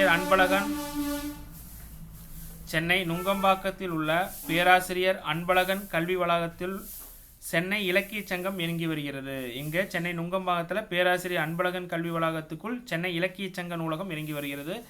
1812 தொடங்கப்பட்ட இந்நூலகம் இந்தியாவில் உள்ள பழமையான நூலகங்கள் ஒன்று. இப்போ சென்னை நுங்கம்பாக்கத்தில் உள்ள பேராசிரியர் அன்பழகன் கல்வி வளாகத்துக்குள் சென்னை இலக்கிய சங்கம் நூலகம் இயங்கி வருகிறது. 1812 தொடங்கப்பட்ட இந்நூலகம் இந்தியாவில் உள்ள பழமையான நூலகங்கள் ஒன்று. ரொம்ப முக்கியமானது. இங்கு 65,000க்கும் மேற்பட்ட அரிய நூல்கள் உள்ளன. இந்தியாவில் தொடங்கப்பட்ட முதல் பொது நூலகம் என்ற பெருமைக்குரியது திருவனந்தபுரம் நடுவண் நூலகம். சரிங்களா? கொல்கத்தாவில் 1836ஆம் ஆண்டில் தொடங்கப்பட்டு 1953 பொதுமக்கள் பயன்பாட்டுக்கு கொண்டு வரப்பட்ட தேசிய நூலகமே இந்தியாவின் மிகப்பெரிய நூலகம். இது ஆவண காப்பக நூலகமாக திகழ்கிறது. உலகின் மிகப்பெரிய நூலகம் என்ற பெருமையை தாங்கி நிற்பது அமெரிக்காவில் உள்ள லைப்ரரி ஆஃப் காங்கிரஸ். அப்போ ரெண்டுது ஆசியாவிலேயே மிகப்பெரிய பழமையான நூலகம் தஞ்சை சரஸ்வதி மகால் நூலகம். First point. உலகளவில் தமிழ் நூல்கள் அதிகம் உள்ள நூலகம் கன்னிமாரா நூலகம் சென்னை எழும்பூரில் இருக்குது. சென்னை நுங்கம்பாக்கத்தில் பேராசிரியர் அன்பழகன் கல்வி வளாகத்துக்குள்ள சென்னை இலக்கிய சங்க நூலகம் இருக்குது. இது 1812 தொடங்கப்பட்ட இந்நூலகம் இந்தியாவில் உள்ள பழமையான நூலகங்கள் ஒன்று. அதுக்கப்புறம் இந்தியாவில் தொடங்கப்பட்ட முதல் பொது நூலகம்னா திருவனந்தபுரம் நடுவண் நூலகம். அதுக்கப்புறம் கொல்கத்தாவில் 1836 தொடங்கப்பட்டு 1953 பொதுமக்கள் பயன்பாட்டுக்கு கொண்டு வரப்பட்ட தேசிய நூலகமே இந்தியாவின் மிகப்பெரிய நூலகம். இது ஆவணக்காப்ப நூலகமாக திகழ்கிறது. பொது நூலகம்னா திருவனந்தபுரம். சரியா? மிக பழமையான நூல்னா சரஸ்வதி மகால் நூலகம். தமிழ் நூல்கள் அதிகமாக இருக்குன்னா கன்னிமாரா நூலகம். உலகிலேயே மிகப்பெரிய நூலகம்னா லைப்ரரி ஆஃப் காங்கிரஸ். அவ்வளோதான். அடுத்தது துணைவினைகள் அப்படிங்கிற டாபிக் வந்து கொடுத்துருக்காங்க. அடுத்து துணைவினைகள் அப்படிங்கிற டாபிக் வந்து பார்க்கலாம். சரிங்களா? இதில் வந்து துணை வினைகள் அப்படிங்கிற டாப்பிக்கை பார்க்க போகிறோம். இப்போ நம்ம துணைன்னா என்னது, நம்ம வீட்டை விட்டு வெளியில் போவோம், வெளியில் செல்லும்போது கூட்டுக்காரத்தில் அழைச்சிட்டு போவோம், அவங்களுக்கு தான் நம்ம என்ன சொல்கிறோம், துணை அப்படின்னு சொல்லி சொல்கிறோம். வினைன்னா என்னது, வினைனா என்னது, செயல் அப்படின்னு சொல்லி சொல்கிறோம். சரிங்களா, நிற்கிறது, நடக்கிறது, சாப்பிட்றது, இதெல்லாமே ஒரு செயல் தானே. சரிங்களா, அப்போ துணை வினைகள் அப்படிங்கிறது. சரிங்களா, அடுத்தது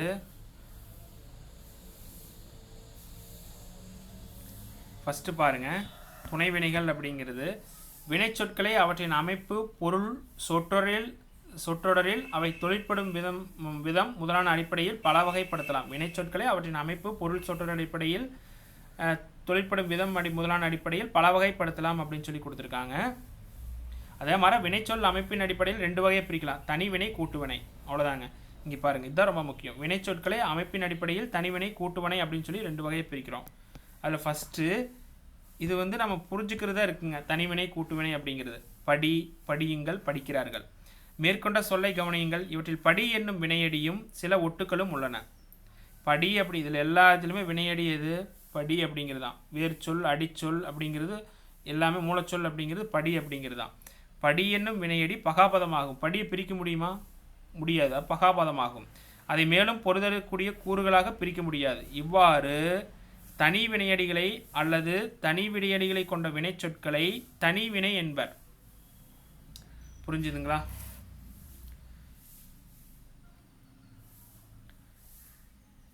இப்போ தனி வினை அப்படிங்கிறது ஒரு பகாபதமாக தான் இருக்கும். இங்கே பாருங்கள், படியுங்கள், படிக்கிறார்கள். மேற்கொண்ட சொல்லை கவனியுங்கள், இவற்றில் படி என்னும் வினையடியும் சில ஒட்டுக்களும் வந்து இருக்குது. படி என்னும் வினையடி பகாபதம் அப்படின்னு சொல்லி சொல்கிறோம். அதை மேலும் பொருதரக்கூடிய கூறுகளாக பிரிக்க முடியாது.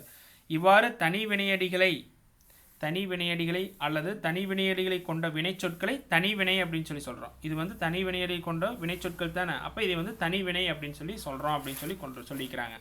சரிங்களா, இதில் வந்து படி அப்படிங்கிறது ஒரு வினையடி. சரிங்களா, இதில் வந்து படியுங்கள் அப்படிங்கிறது ஒட்டுக்கள் தானே. புரிஞ்சுதா? படி அப்படிங்கிறது ஒரு வினையடி, இதில் படியுங்கள் அப்படிங்கிறது ஒரு ஒட்டுக்கள். அப்போ இதை வந்து நம்ம என்ன சொல்கிறோம், தனி வினை அப்படின்னு சொல்லி சொல்கிறோம். சரிங்களா, புரிஞ்சுதுங்களா? அதே மாதிரி படிக்கிறார்கள், படி அப்படிங்கிறது ஒரு வினையடி. சரியா, படிக்கிறார்கள் அப்படிங்கிறது ஒரு ஒட்டுக்கள். இது 2 சேர்ந்தது தனி வினை அப்படின்னு சொல்லி சொல்கிறது. அடுத்து கூட்டு வினை அப்படின்னு சொல்லி கொடுத்துருக்காங்க.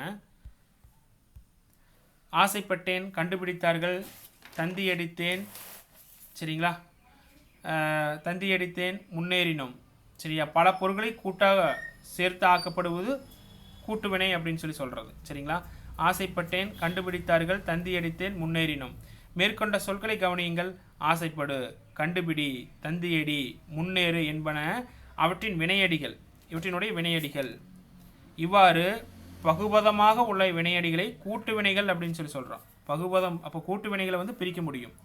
அவ்வகையில் கூட்டு வினையடிகளை கொண்ட வினைச்சொற்களை கூட்டு வினை அப்படின்னு சொல்லி சொல்கிறோம். புரிஞ்சுதுங்களா? ஆசைப்படு, ஆசைப்பட்டேன்னா ஆசைப்படு, கண்டுபிடினா கண்டுபிடி, தந்தி அடித்தேன்னா தந்தியடி, முன்னேறினா முன்னேறு. இதை வந்து பகுவதமாக நம்ம பிரிக்க முடியும். அந்த சொற்களை கூட்டு வினைகளை கொண்ட வினைச்சொற்களை கூட்டு வினை அப்படின்னு சொல்லி சொல்கிறோம். சரிங்களா, அடுத்தது வந்து பார்த்துட்டிங்கன்னா,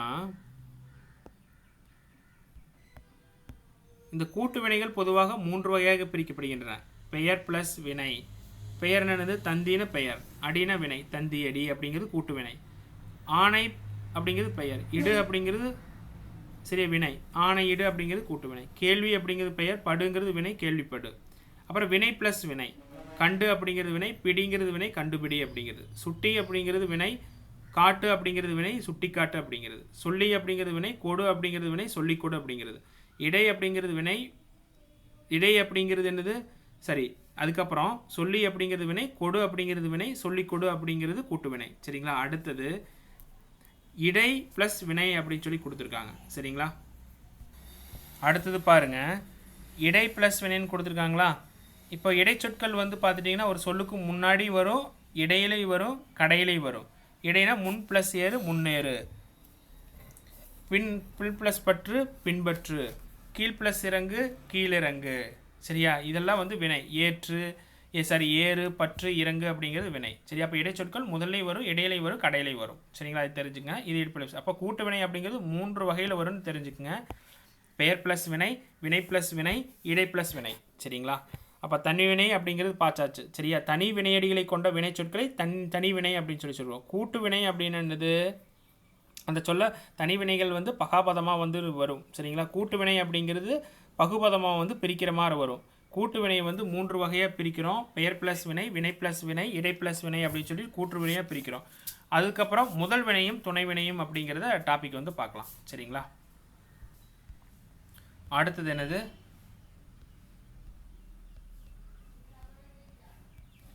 முதல் வினையும் துணை வினையும் கொடுத்துருக்காங்க பாருங்க. நான் இப்போ வந்து முதல் வினைன்னு என்னது அப்படின்னு முதல் வினைன்னு என்னன்னு பார்த்தரலாம். இப்போ ராமன் வீட்டில் இருந்தான் அப்படின்னு சொல்கிறான்னு வச்சுக்கோங்க.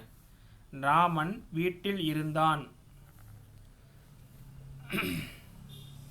ராமன் வீட்டில் இருந்தான் அப்படின்னு சொல்கிறோம். அடுத்தது ராமனிடம் பணம் இருந்தது. ராமனிடம் நீங்கள் வந்து எழுதிக்கங்க, ராமனிடம் பணம் இருந்தது, பணம் இருந்தது அப்படின்னு சொல்கிறோம். இது வந்து தனி முதல் வினை அப்படின்னு சொல்கிறோம். எப்படின்னா இருத்தல் அப்படிங்கிற வினை, இருத்தல் அப்படிங்கிற முதல் வினை வந்து முழு பொருளாக இருந்து தன்னுடைய முழு பொருளையும் வந்து உணர்த்துது. சரியா? இருத்தல் அப்படிங்கிற வினை வந்து வெளிப்படையாக இருந்து தன்னுடைய முழு பொருளையும் வந்து உணர்த்துது. இதுதான் வந்து முதல் வினை அப்படின்னு சொல்கிறது. ராமன் வீட்டில் இருந்தான் அப்படிங்கிறது இரு அப்படிங்கிற முதல் வினை வந்து தன்னுடைய முழு பொருளையும் உணர்த்துது. அப்போ இது முதல் வினை. அவ்வளோதாங்க. சரிங்களா? அதுக்கப்புறம் துணை வினை அப்படின்னு என்னது அப்படிங்கிறத பற்றி பார்த்துறோம். இப்போ அதுக்கு ஒரு எக்ஸாம்பிள் சொல்கிறேன். ராமன் வந்திருக்கிறான். இப்போ ராமன் வீட்டில் இருந்தான் அப்படின்னு சொல்கிறோம். ராமனிடம் பணம் இருந்ததுன்னு சொல்கிறோம். ராமன் வந்திருந்தான் அப்படின்னு சொல்கிறோம். வந்திருக்கிறான் அல்லது வந்திருந்தான். இதில் பாருங்கள், துணை வினையில் வந்து அப்படிங்கிற ஒரு எச்ச சொல் வந்திருக்கும், இருந்தான் அப்படிங்கிற ஒரு சொல் வந்திருக்கும். அப்போ 2 சொல் வந்திருக்கு. இது துணை வினை. இது வந்து முதல் வினை. வந்து அப்படிங்கிறது முதல் வினை, இரு அப்படிங்கிறது துணை வினை. இப்போ வந்துங்கிறது ஒரு எச்ச சொல்லாக வந்திருக்கும். இரு அப்படிங்கிறது அந்த வந்து அப்படிங்கிறத வந்து முதல் பொருளோட பொருளை நீக்கிட்டு இரு அப்படிங்கிறது வந்து பார்த்தீங்கன்னா அது முழு பொருளோட இதை வந்து உணர்த்தி வந்து வந்துடும். சரிங்களா? உங்களுக்கு வந்து புரியும் நினைக்கிறேன். இப்போ ராமன் வந்திருந்தான் அப்படின்னு சொல்கிறோம். வந்து அப்படிங்கிறது ஒரு எச்ச சொல்லாக வந்திருக்கும். இருந்தான் அப்படிங்கிறது வந்து அப்படிங்கிற அந்த சொல்லோட பொருளை வந்து முழுமையாக நீக்கிட்டு தன்னுடைய துணைவினுடைய பொருளை வந்து முழுமையாக வந்து உணர்த்தியிருக்கும். அதுதான் வந்து துணைவினை அப்படின்னு சொல்கிறது. சரிங்களா? பார்த்துக்குங்க, பார்க்கலாம். இப்போ நான் படம் பார்த்தேன், கண்ணன் போவதை பார்த்தேன் அப்படின்னு சொல்கிறாங்க. இப்போ பார்த்தல் அப்படிங்கிற வினை வந்து உணர்த்துது. அப்படிச்சானா பார் அப்படிங்கிறது வந்து இதில் முதல் வினையாக இருக்குது. இத்தொடரில் பார் என்னும் வினை கண்களால் பார்த்தல் என்னும் பொருளை தருகிறது. இது பார் என்னும் வினையின் அடிப்படை பொருள் அல்லது சொற்பொருள். சொற்பொருள் என்னது? லெக்சிக்கல் மீனிங் அப்படின்னு சொல்லி கொடுத்துருக்காங்க. இதெல்லாம் கேட்டுருவாங்க. சரிங்களா? எனலாம் இந்த சொற்றொடரில் பார் என்னும் வினை கண்களால் பார்த்தல் என்னும் பொருளை தருகிறது. ஆமாம், பார்த்தல் அப்படிங்கிறது நம்ம வெளிப்படையாக பொருள் தருகிறது. இதில் துணை வினைகள் ஏதாவது இருக்கா? இல்லை. இது பார் என்னும் வினையின் அடிப்படையில் சொற்பொருள் எனலாம் சொல்லி கொடுத்துருக்காங்க. சரிங்களா? அப்போ இது துணை வினை. சரி, இது முதல் வினை. அடுத்தது ஓட பார்த்தேன், எழுதி பார்த்தான், எழுதி பார்த்தால்னு கொடுத்துருக்காங்க. இந்த சொற்றொடரில் எழுதி பார்த்தால் ஓட பார்த்தேன். இந்த சொற்றொடரில் ஓடப்பார், எழுதிப்பார் என்பன கூட்டு வினைகளாகும். சரியா? ஓட பார், சரியா, எழுதி பார், இவற்றில் 2 உறுப்புகள் உள்ளன. ஓட எழுதி என்பன முதல் உறுப்புகள். பாருங்க, ஓட அது எச்சமாக வந்திருக்கா? எழுதி முதல் உறுப்புகள். அவை அந்தந்த வினைகளின் அடிப்படையில் பொருள்களை தருகின்றன. பார் என்பது 2வது உறுப்பு. இதில் பார் என்பது 2வது உறுப்பு. ஓட பார்த்தேன். இப்போ பார் அப்படிங்கிறது இந்த முதல் சொல்லுடைய அந்த பொருளை நீக்கிட்டு அந்த பார் அப்படிங்கிறது துணைவனுடைய முழு பொருளை வந்து அந்த இடத்துல வந்து விலக்கி இருக்கும். சரிங்களா? இவை அந்தந்த வினைகளின் அடிப்படையில் பொருளை தருகின்றன. பார் என்பது 2வது உறுப்பு. சரிங்களா? பார் என்பது 2வது உறுப்பு. இவ்வினையின் அடிப்படை பொருளான பார்த்தல் என்னும் பொருளை தராமல் தனது முதல் உறுப்போடு சேர்ந்து வேறொரு பொருள் தருகிறது. ஓட பார்த்தேன். இதில் பார் என்பது முயன்றேன் என்னும் முயற்சி பொருளை தருகிறது. ஓட பார்த்தேன். நீங்கள் பாருங்கள், ஓட பார்த்தேன் அப்படிங்கிறது ஓட வந்து முயற்சி செஞ்சான் அப்படிங்கிற பொருள். எழுதி பார்த்தான் அப்படிங்கிறது சோதித்து அறிதல். எழுதி பார்த்தான். இதில் பார் என்பது சோதித்து அறிதல் என்னும் பொருளை வந்து தருகிறது. சரிங்களா? அப்போ துணைவினை அப்படின்னால ஒரு எச்ச சொல் வந்திருக்கும், இன்னொரு துணைவினை ஒரு அதுக்கு துணையாக வந்து இன்னொரு சொல் வந்திருக்குங்க. அவ்வளோதான். சரிங்களா? இது இன்னும் உங்களுக்கு புரியலினா இப்போ நான் படம் பார்த்தேன் அப்படின்னா அது முடிஞ்சிருச்சு. பார் அப்படிங்கிறதோட அது முழு பொருளை தந்து அது முடிஞ்சிருச்சு. ஆனால் ஓட பார்த்தேன் அப்படின்னா ஓட அப்படிங்கிற எச்ச சொல் வந்திருக்கும், பார் அப்படிங்கிற துணை இது வந்திருக்கும். ஓட பார்த்தேன் அப்படிங்கிறது முயற்சி செய்தேன் அப்படிங்கிற ஒரு கூட்டு பொருளையெல்லாம் தருது. அதைத்தான் அங்கே கொடுத்துருக்காங்க. எழுதி பார்த்தால் அப்படிங்கிறதுனா என்னது, சோதித்து அறிதல். சரிங்களா, அதைத்தான் அங்கே கொடுத்துருக்காங்க. அடுத்தது பாருங்க, ஒரு கூட்டு வினையின் முதல் உறுப்பாக வந்து தன் அடிப்படை பொருளை தரும் வினை முதல் வினை, மெயின் வெர்பு அப்படின்னு சொல்லி சொல்கிறோம். கூட்டு வினையின் முதல் உறுப்பாக வந்து தன் அடிப்படை பொருளை தருது. சரிங்களா, எப்படி ராமன் வீட்டில் இருந்தான் அப்படிங்கிறது தன் அடிப்படை பொருளை தருது. ஒரு கூட்டு வினையின் இரண்டாவது உறுப்பாக வந்து தன் அடிப்படை பொருளை விட்டு விட்டு சொன்ன இல்லைங்களா, ராமன் வந்திருந்தான் அப்படின்னா அந்த வந்து அப்படிங்கிறது இருந்தான் அப்படிங்கிறது தான் வந்து முழு பொருளாக இருந்து. சரியா, அந்த அடிப்படை பொருளை நீக்கிடும். வந்து அப்படிங்கிற அடிப்படை பொருளை விட்டு விட்டு முதல் வினைக்கு துணையாக வேறொரு இலக்கண பொருளை தரும் வினை துணைவினை அப்படின்னு சொல்லி சொல்கிறோம். முதல் வினைக்கு துணையாக வேறொரு இலக்கண பொருளை வந்து தந்திருக்கும். அதைத்தான் இங்கே சொல்லியிருக்காங்க. சரிங்களா, ஓட பார்த்தேன், ஓட முயற்சி செஞ்சான். இப்போ ஓட அப்படிங்கிறது முதல் வினை, பார்த்தேன் அப்படிங்கிறது ஒரு துணை வினை. ஓட அப்படிங்கிற அந்த முதல் பொருளை நீக்கிட்டு, ஓட அப்படிங்கிற அந்த முதல் பொருளோட இதை வந்து நீக்கிட்டு ஓட முயற்சி செய்தான் அப்படிங்கிற பொருளை தருது இல்லைங்களா, அதுதான் வந்து என்னதுங்க, துணை வினை அப்படின்னு சொல்லி சொல்கிறாங்க. இப்போ புரிஞ்சிருக்குன்னு நினைக்கிறேன். சரிங்களா, கூட்டு வேறு இலக்கண பொருளை தரும் வினை துணைவினை அப்படின்னு சொல்லி சொல்கிறோம். கூட்டு வினையின் முதல் வினை செய்ய அல்லது செய்து என்னும் வினையச்ச வாய வடிவில் இருக்கும். இதை நாம் பார்க்கலாம். சரிங்களா, கூட்டு வினையினுடைய முதல் வினை செய்ய அல்லது செய்து என்னும் வினையச்சனுடைய வடிவில் இருக்கும். அப்படி கூட்டு வினையினுடைய முதல் வினை. சரிங்களா, இது எப்படி சொல்லலாம் அப்படின்னா, நான் ஒரு எக்ஸாம்பிள் சொல்கிறேன். இதுக்கு மட்டும் கூட்டு வினையின் முதல் வினை செய்ய அல்லது செய்து என்னும் வினையச்ச வடிவில் இருக்கும் சொல்லி கொடுத்துருக்காங்க இல்லைங்களா. இப்போது மோது அப்படிங்கிற ஒரு முதல் வினையை எடுத்துக்கங்க. மோது அப்படிங்கிற முதல் வினையை எடுத்துக்க. மோதிப்பார். மோது அப்படிங்கிறது ஒரு முதல் வினை, பார் அப்படிங்கிறது துணை வினை. இது என்னது, ஒரு ஏவல். அடுத்தது மோதி பார்த்தான். மோதி பார்த்தான் அப்படின்னா ஒரு முற்று, அது வந்து முடிஞ்சிருச்சு. இது முதல் வினை, பார்த்தான் அப்படிங்கிறது ஒரு பார் அப்படிங்கிறது துணை வினை. அப்போ இது என்னது, கூட்டு வினையின் முதல் வினை செய்ய அல்லது செய்து என்னும் வினையச்சம். இப்போ இது செய்து அப்படிங்கிற ஒரு வினையச்சத்தில் வந்து முடிஞ்சிருக்கா. சரி, மோதி பார்த்தான், அது செஞ்சு பார்த்துருக்கான். மோதிப்பார், சரி, அது செய்து பார்த்துருக்கான். அப்போ செய்து அப்படிங்கிறது முடிஞ்சிருக்குங்களா, புரிஞ்சுங்களா. அடுத்தது இன்னொரு எக்ஸாம்பிள் சொல்கிறேன். ஊதித்தள்ளு. இப்போ ஊது அப்படிங்கிறது ஒரு முதல் வினை. ஊதி தள்ளினான், ஊதி தள்ளினான் அப்படின்னு சொல்லி சொல்கிறோம். இது ஒரு முற்று. ஊதித்தள்ளு அப்படிங்கிறது ஒரு ஏவல். அப்போ இது என்னது, செய்து அப்படிங்கிற வாய்ப்பாட்டில் வந்து முடிஞ்சிருக்கு. ஊதி தள்ளினான், அது செய்து பார்த்துருக்கான். சரிங்களா. அடுத்தது என்ன சொல்லிக்கிறாங்க, கூட்டு வினையின் முதல் வினை செய்ய அப்படின்னு செய்ய அல்லது செய்து என்ன வினையச்ச வடிவில் இருக்கும். செய்து அப்படிங்கிறது பார்த்தாச்சு. சரியா, செய்ய அப்படின்னா இப்போ உன் அப்படிங்கிறதுக்கான உன் அப்படிங்கிறது முதல் வினையை எடுத்துக்கிறோம். உண்ணச்செய், உண்ணச்செய், உண்ணச் செய்தான், உண்ணச்செய், உண்ண செய்தான்.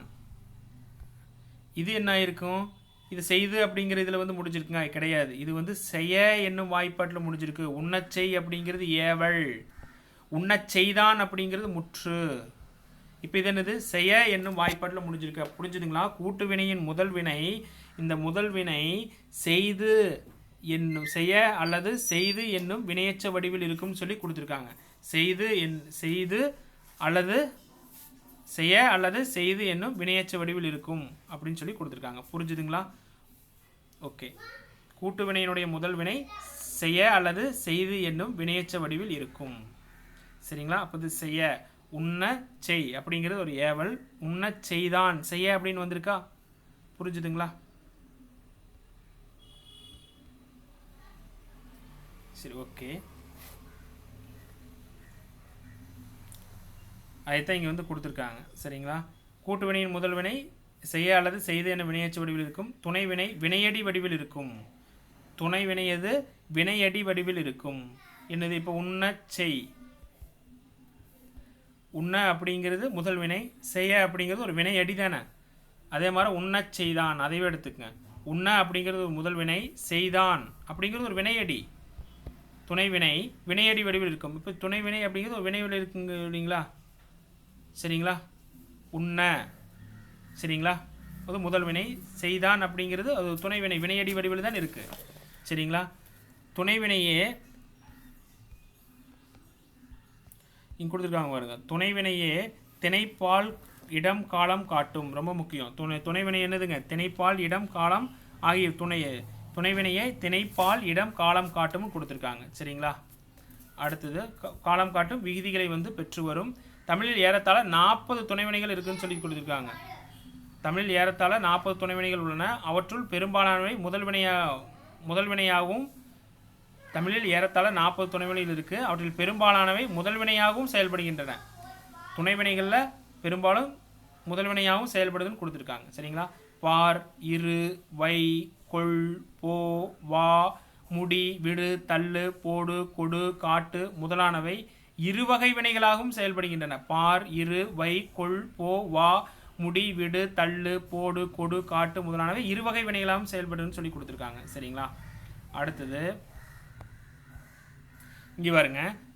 துணைவினைகளின் பண்பு. துணைவினைகள் பேசுவோரின் மனநிலை, செயலின் தன்மை போன்றவற்றை புலப்படுத்துகின்றன. இவை முதல்வினையை சார்ந்து அதன் வினைப்பொருண்மைக்கு மெருகூற்றுகின்றன. முதல்வினையை சார்ந்து வினைப்பன்மைக்கு மெருகூட்டுது. பேச்சு மொழியிலேயே துணைவினைகளின் ஆதிக்கம் அதிகமாக இருக்குது. பேச்சு மொழியில் தான் மோதிப்பார், செய்துப்பார், மோதிப்பார் தான். நம்ம பேச்சு மொழியில் தான் துணைவினைகளுடைய ஆதிக்கம் வந்து இருக்குன்னு சொல்லி கொடுத்துருக்காங்க. சரிங்களா?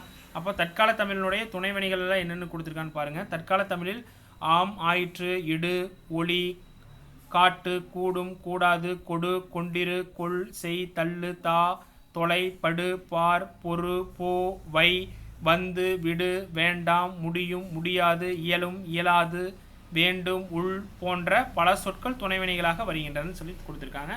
இதெல்லாம் ஜஸ்ட் வந்து நீங்கள் வாட்ச் பார்த்து தெரிஞ்சுக்கிட்டால் போதும். சரிங்களா? அடுத்தது முதல் வினைக்கும் துணைவினைக்கும் என்ன பண்ணியிருக்காங்க, ஒரு எக்ஸாம்பிள் வந்து கொடுத்துருக்காங்க. அதை நான் பார்த்துடலாம். சரிங்களா? இப்போ இரு வினையடி வந்து இருன்னு சொல்லி கொடுத்துருக்காங்க. முதல் வினை என்னது? புத்தகம் மேசையில் இருக்கிறது. புத்தகம் அப்படிங்கிறது ஒரு பெயர் சொல், மேசை அப்படிங்கிறது ஒரு பெயர் சொல். இருக்கிறது, இருத்தல் அப்படிங்கிற வினை வந்து வந்திருக்கு. என்னிடம் பணம் இருக்கிறது, இருத்தல் அப்படிங்கிற வினை வந்திருக்கு. இங்கே பாருங்க, நான் மதுரைக்கு போயிருக்கிறேன். மதுரைக்கு போ அப்படிங்கிறது ஒரு எச்சம், இருக்கிறேன் அப்படிங்கிறது ஒரு துணைவினை. இது போ அப்படிங்கிறது முதல் வினை, இருக்கிறேங்கிறது ஒரு துணைவினை. சரியா? போய் அப்படிங்கிறது ஒரு எச்சம் தானே. இப்போ துணைவினையில் எச்சம் வந்திருக்கு. அப்பா வந்திருக்கிறார், வந்து இருக்கிறார். புரிஞ்சுதுங்களா? அடுத்தது வை அப்படிங்கிறது கொடுத்துருக்காங்க. அவள் நெற்றியில் பொட்டு வைத்தாள் அப்படின்னு சொல்லி கொடுத்துருக்காங்க. சரியா? அவள் நெற்றியில் பொட்டு வைத்தாள். சரியா? இதில் பொட்டு அப்போ வை அப்படிங்கிறது வந்திருக்கா. அவர் நெற்றியில் பொட்டு வைத்தாள் அப்படின்னு சொல்லி சொல்கிறோம். இதில் வந்து இது முதல் வினை அப்படிங்கிறது பொட்டு. சரிங்களா? துணைவினை அப்படிங்கிறது என்ன? வைத்தாள். இது ஒரு எச்சமாக வந்திருக்கா. அவள் வானொலியில் பாட்டு வைத்தாள். பாட்டு அப்படிங்கிறது ஒரு எச்சமாக இருக்குது. சரி, சரிங்களா? துணைவினையில் தான் வந்து எச்சம் வந்து வந்திருக்கும். சரிங்களா? நான் வந்து மாற்றி சொல்லிட்டேன், சாரி. இதில் வை அப்படிங்கிறது இருக்குது. அவள் நெற்றியில் பொட்டு வைத்தாள் அப்படிங்கிறது வை வந்து முதல் வினை வந்து அதன் முழு பொருளை வந்து உணர்த்துது. அவள் வானொலியில் பாட்டு வைத்தாள் அப்படிங்கிறது வைத்தான் அப்படிங்கிறது அது முழு பொருளை வந்து இதில் வந்து முழு பொருளை வந்து உணர்த்திருக்கு. புத்தகம் மேசையில் இருக்கிறது அப்படின்னா இருத்தல் அப்படிங்கிறது. வைத்தாள் அப்படிங்கிறது வைத்தல் அப்படிங்கிற தொழிற்பெயரில் வந்து வந்திருக்கு. நீ என்னை அள வைக்காதே. சரியா? அதே மாதிரி அவர் ஒருவரை பாட வைத்தார். பாட அப்படிங்கிறது எச்சம், வைத்தார் அப்படிங்கிறது ஒரு துணைவினை, பாட அப்படிங்கிறது ஒரு முதல் வினையாக இருக்குது. ஆனால் எச்ச சொல்ல இருக்குது. அள வைக்காதே. சரியா? அல அப்படிங்கிறது ஒரு எச்சம், அழுதல் அப்படிங்கிறது. அதுக்கப்புறம் வைக்காதே, இது அல அப்படிங்கிறது முதல் வினை, வைக்காதுங்கிறது ஒரு துணைவினை. சரிங்களா? ஆனால் நெற்றியில் அப்படிங்கிறது ஒரு பெயர் சொல், பொட்டு அப்படிங்கிறது ஒரு பெயர் சொல். முதல் வினையில் ஒரு ரெண்டு பெயர் சொல் வந்திருக்கும். துணை வினையில் ஒரு எச்ச சொல், ஒரு துணைவினை வந்திருக்கு. அவ்வளோதாங்க. கொள், பானை 4 படி அரிசி கொள்ளும். கொள்ளுதல் அப்படிங்கிற இது வந்து வந்திருக்கு. நான் சொன்னதை நீ கருத்தில் கொள்ளவில்லை. நீ சொன்னால் அவன் கேட்டுக்கொள்வான். கேட்டு அப்படிங்கிற எச்சம், கொள்வான்ங்கிறது கொள் அப்படிங்கிறது ஒரு துணைவினை. நோயாளி பார்த்து கொள்வான். பார்த்து அப்படிங்கிறது ஒரு எச்சம், கொள்கிறான் அப்படிங்கிறது கொள்கிறேன் அப்படிங்கிறது ஒரு துணைவினை. சரிங்களா? இதெல்லாம் நம்ம புரிஞ்சுக்கிறதா இருக்குது. இது பெரிய நம்ம குழப்பிக்கிற மாதிரியெல்லாம் இதெல்லாம் வந்து கிடையாதுங்க. முதல் வினைனா என்னது? அந்த இப்போ போ அப்படின்னு எடுத்துட்டோம் அப்படின்னா அவன் எங்கே போகிறான், தன்னுடைய முதல் வினை வந்து தன் முழு பொருளை வந்து விளக்கியிருக்கும். துணைவினை அப்படிங்கிறது ஒரு எச்சமாக இருக்கும், ஒரு துணைவினையை பெற்று வரும். சரிங்களா? அந்த எச்சம் முதல் வினையாகவும் இரண்டாவது துணை வினையாகவும் வந்து எடுத்துக்கிறோம். அவன் எங்கே போகிறான், போ அப்படிங்கிறது போகிறான், அவ்வளோதோட முடிஞ்சது. நான் கடைக்கு போனேன் அப்படிங்கிறது. சரியா? நான் அப்படிங்கிறது ஒரு பெயர் சொல், கடைங்க அப்படிங்கிறது ஒரு பெயர் சொல். 2 பெயர் சொல் வந்திருக்கு முதல் வினையில். மழை பெய்ய போகிறது அப்படின்னா பெய்ய அப்படிங்கிறது ஒரு எச்சம், போகிறதுங்கிறது ஒரு துணைவினை. நான் பயந்து போனேன், பயந்துங்கிறது ஒரு எச்சம், போ அப்படிங்கிறது ஒரு துணைவினை. அடுத்தது வந்து பார்த்துட்டிங்கன்னா வா அப்படின்னு சொல்லி கொடுத்துருக்காங்க. உறவினர் என் வீட்டுக்கு வந்தனர், எனக்கு இப்போதான் புத்தி வந்தது. அந்நியர் நம்மை ஆண்டு வந்தனர், ஆண்டுங்கிறது எச்சம், ஆண்டு வந்து. வானம் இருண்டு வருகிறது, இருண்டு அப்படிங்கிறது எச்சம், வருகிறது. புரிஞ்சுதுங்களா? இதில் பாருங்கள், உறவினர் பெயர் சொல், சரிங்களா? வீட்டுக்கு அப்படிங்கிறது பெயர் சொல், சரியா? இந்த மாதிரி யாரையும் உள்ளே விடாதே, யாரையும் உள்ளே விடாதே, சரிங்களா? அப்போ விடுதல் அப்படிங்கிறது வந்திருக்கு. மழை விட்டதும் போகலாம், விடு அப்படிங்கிறது இங்கே முதல் வினையாக வந்திருக்கு, சரிங்களா? இங்கே பாருங்க, எங்கேயும் போய் விடாதே, போய் அப்படிங்கிறது எச்சம், விடாதே அப்படிங்கிறது ஒரு துணை வினை. நாம் இனி வந்து விட்டோம், இனி அப்படிங்கிறது சரி, நாம் இனி வந்து விட்டோம், வந்து அப்படிங்கிறது ஒரு எச்சம், விடலாம் அப்படிங்கிறது, விடு அப்படிங்கிறது ஒரு துணைவினை, சரிங்களா? அடுத்தது தள்ளு அப்படிங்கிறது கொடுத்துருக்காங்க. அவன் என்னை கீழே தள்ளினான், காய்கறி வண்டியை தள்ளி சென்றார். ஓகே, இது தெரியும். அவர் கதை கதையாக எழுதி தள்ளினார், எழுது அப்படிங்கிறது ஒரு எச்சம், தள்ளு அப்படிங்கிறது ஒரு துணைவினை. அவன் அனைத்தும் வாசித்து தள்ளுகிறான், வாசித்து அப்படிங்கிறது எச்சம், தள்ளு அப்படிங்கிறது துணைவினை. போடு அப்படிங்கிறது, புத்தகத்தை கீழே போட்டேன், போடுதல் அப்படிங்கிற ஒரு இது வந்திருக்கு. தலையில் தொப்பியை போடு அப்படிங்கிறது ஒரு கட்டளையாக வந்திருக்கு, சரிங்களா? மலிவான விலையில் வாங்கி போட்டேன் அப்படிங்கிறது, வாங்கி அப்படிங்கிறது ஒரு எச்சம், போட்டேன் அப்படிங்கிறது ஒரு துணைவினை. விழித்தவுடன் பாயை சுருட்டி போட வேண்டும், சுருட்டி அப்படிங்கிற ஒரு எச்சம், போட வேண்டும் அப்படிங்கிறது ஒரு துணைவினை. நான் அவருக்கு பணம் கொடுத்தேன், நான் உயிரை கொடுத்து வேலை செய்கிறேன், நான் உயிரை கொடுத்து வேலை செய்கிறான், அவன் உயிரை கொடுத்து வேலை செய்கிறான் அப்படின்னு வந்திருக்கு. வேலை செய்து கொடுத்தான், செய்துங்கிறது ஒரு எச்சம், கொடுங்கிறது ஒரு துணைவினை. பாடம் சொல்லி கொடுப்பேன், சொல்லிங்கிறது ஒரு எச்சம், கொடுப்பேன்கிறது துணைவினை, சொல்லிங்கிறது ஒரு முதல் வினையாக வந்திருக்கு, கொடுப்பேன்கிறது துணைவினையாக வந்திருக்கு.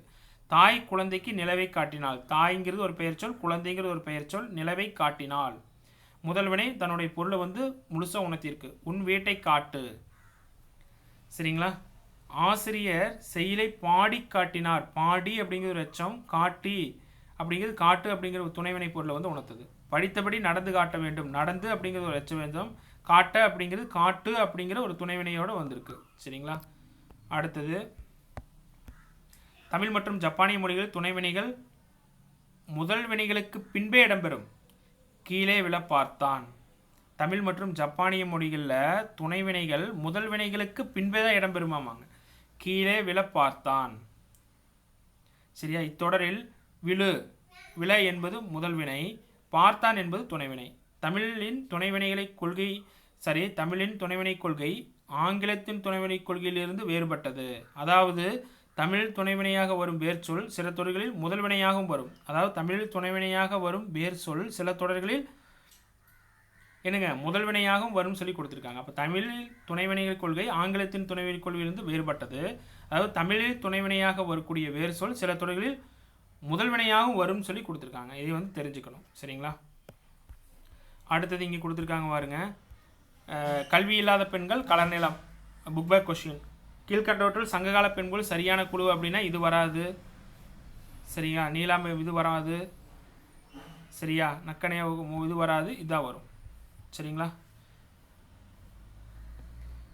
இரு என்பது துணைவினையாக வரக்கூடியது எது அப்படின்னு சொல்லி கொடுத்துருக்காங்க. வானில் மேகம், சரிங்களா? வானில் மேகம், சரி இதில் இரு என்பது துணைவினையாக உள்ள தொடர் எதுன்னு கொடுத்துருக்காங்க, சரிங்களா? இதில் பாருங்க, பட்டம் இருக்கிறதுங்கிறது முதல் வினை, சரிங்களா? இது வராது. எங்கே இருக்கிறதுங்கிறது முதல் வினை, இது வராது. வானில் மேகம் இருக்கிறது, வானில் அப்படிங்கிறது ஒரு பெயர் சொல், மேகங்கிறது பெயர் சொல், இருக்கிறதுங்கிறது இது முதல் வினை. பட்டம் செய்திருக்கிறான், செய்து, அதுக்கப்புறம் இருக்கிறேன், செய்துங்கிற எச்சம், இருக்கிறேங்கிறது ஒரு துணைவினை. அப்போ இதுதான் ஆன்சர்.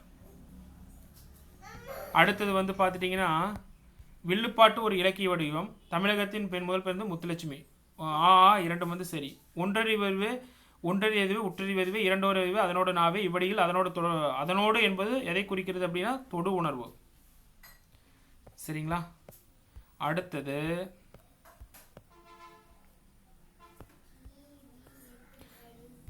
இங்கே பாருங்க, இதில் கொடுத்துருக்காங்க பாருங்க. மதினா சிறந்த இசை வல்லுனர் ஆக வேண்டும். நல்ல தமிழில் எழுதுவோம். பவளவிழிதான் பரிசுக்கு உரியவள். துன்பத்தை பொறுத்துக்கொள்பவனே வெற்றி பெறுவான். குழலிக்கு பாடத் தெரியும் அப்படிங்கிறது. இது வந்து பார்த்துட்டிங்கன்னா பிழை நீக்கி எழுதுறது. சரிங்களா, இதெல்லாம் தெரிஞ்சுக்கணும். அடுத்தது வந்து பார்த்துட்டிங்கன்னா உங்களுக்கு டைரெக்டாக கலைச்சொற்கள் வந்து போய்க்கலாம். சரிங்களா, கலைச்சொற்களில் ஃபஸ்ட்டு சோசியல் ரிஃபார்ம்னா சமூக சீர்திருத்தவாதி, வேலண்டியர்னா தன்னால்வரல், சலையன் சாயில்னா கலர் நிலம், ஓசோன் அப்படின்னா பெருங்கடல் மாக்கடல், ஆக்சிலரி வெர்புனா துணைவினைகள். சரிங்களா, இதெல்லாம் வந்து அறிவியல் விரிவுசையில் வந்து நம்ம எல்லாமே பாடப்பிரிவில் இல்லாதவை தான். சரிங்களா, அப்போது இந்த பாடத்தில் வந்து துணைவினைகள் அப்படிங்கிற டாபிக் பார்த்துருக்கோம். அறிஞர் அண்ணாவை பற்றி பார்த்துருக்கோம். அதுக்கப்புறம் பாவேந்தர் பாரதிதாசனை பற்றி பார்த்துருக்கோம். அதுக்கப்புறம் தொல்காப்பியருடைய நூல் வந்து இதில் வந்து இருக்குது. இதில் எல்லாமே வந்து இந்த இயலில் வந்து இயல் 4 வந்து எல்லாமே வந்து ரொம்ப முக்கியம். அப்போ தமிழகத்தில் இந்த முக்கியமான பெண்கள் வந்து கொடுத்துருக்காங்க. இதெல்லாம் ஜிகே சப்ஜெக்ட்டுக்கு உண்டானது. அறிஞர் அண்ணாவும் ஜிகேவில் ஒரு முக்கியமான நபர். சரிங்களா, அப்போ 4வது இயல் வந்து கம்ப்ளீட்டாக முடிச்சிருக்கோம். மீண்டும் 5வது இயலில் வந்து நம்ம சந்திக்கலாம். சரிங்களா, அதுக்கு முன்னாடி வந்து பார்த்துட்டிங்கன்னா இங்கே தான் விட்டுருப்போம். சரிங்களா, இதையும் வந்து பார்த்துடலாம்.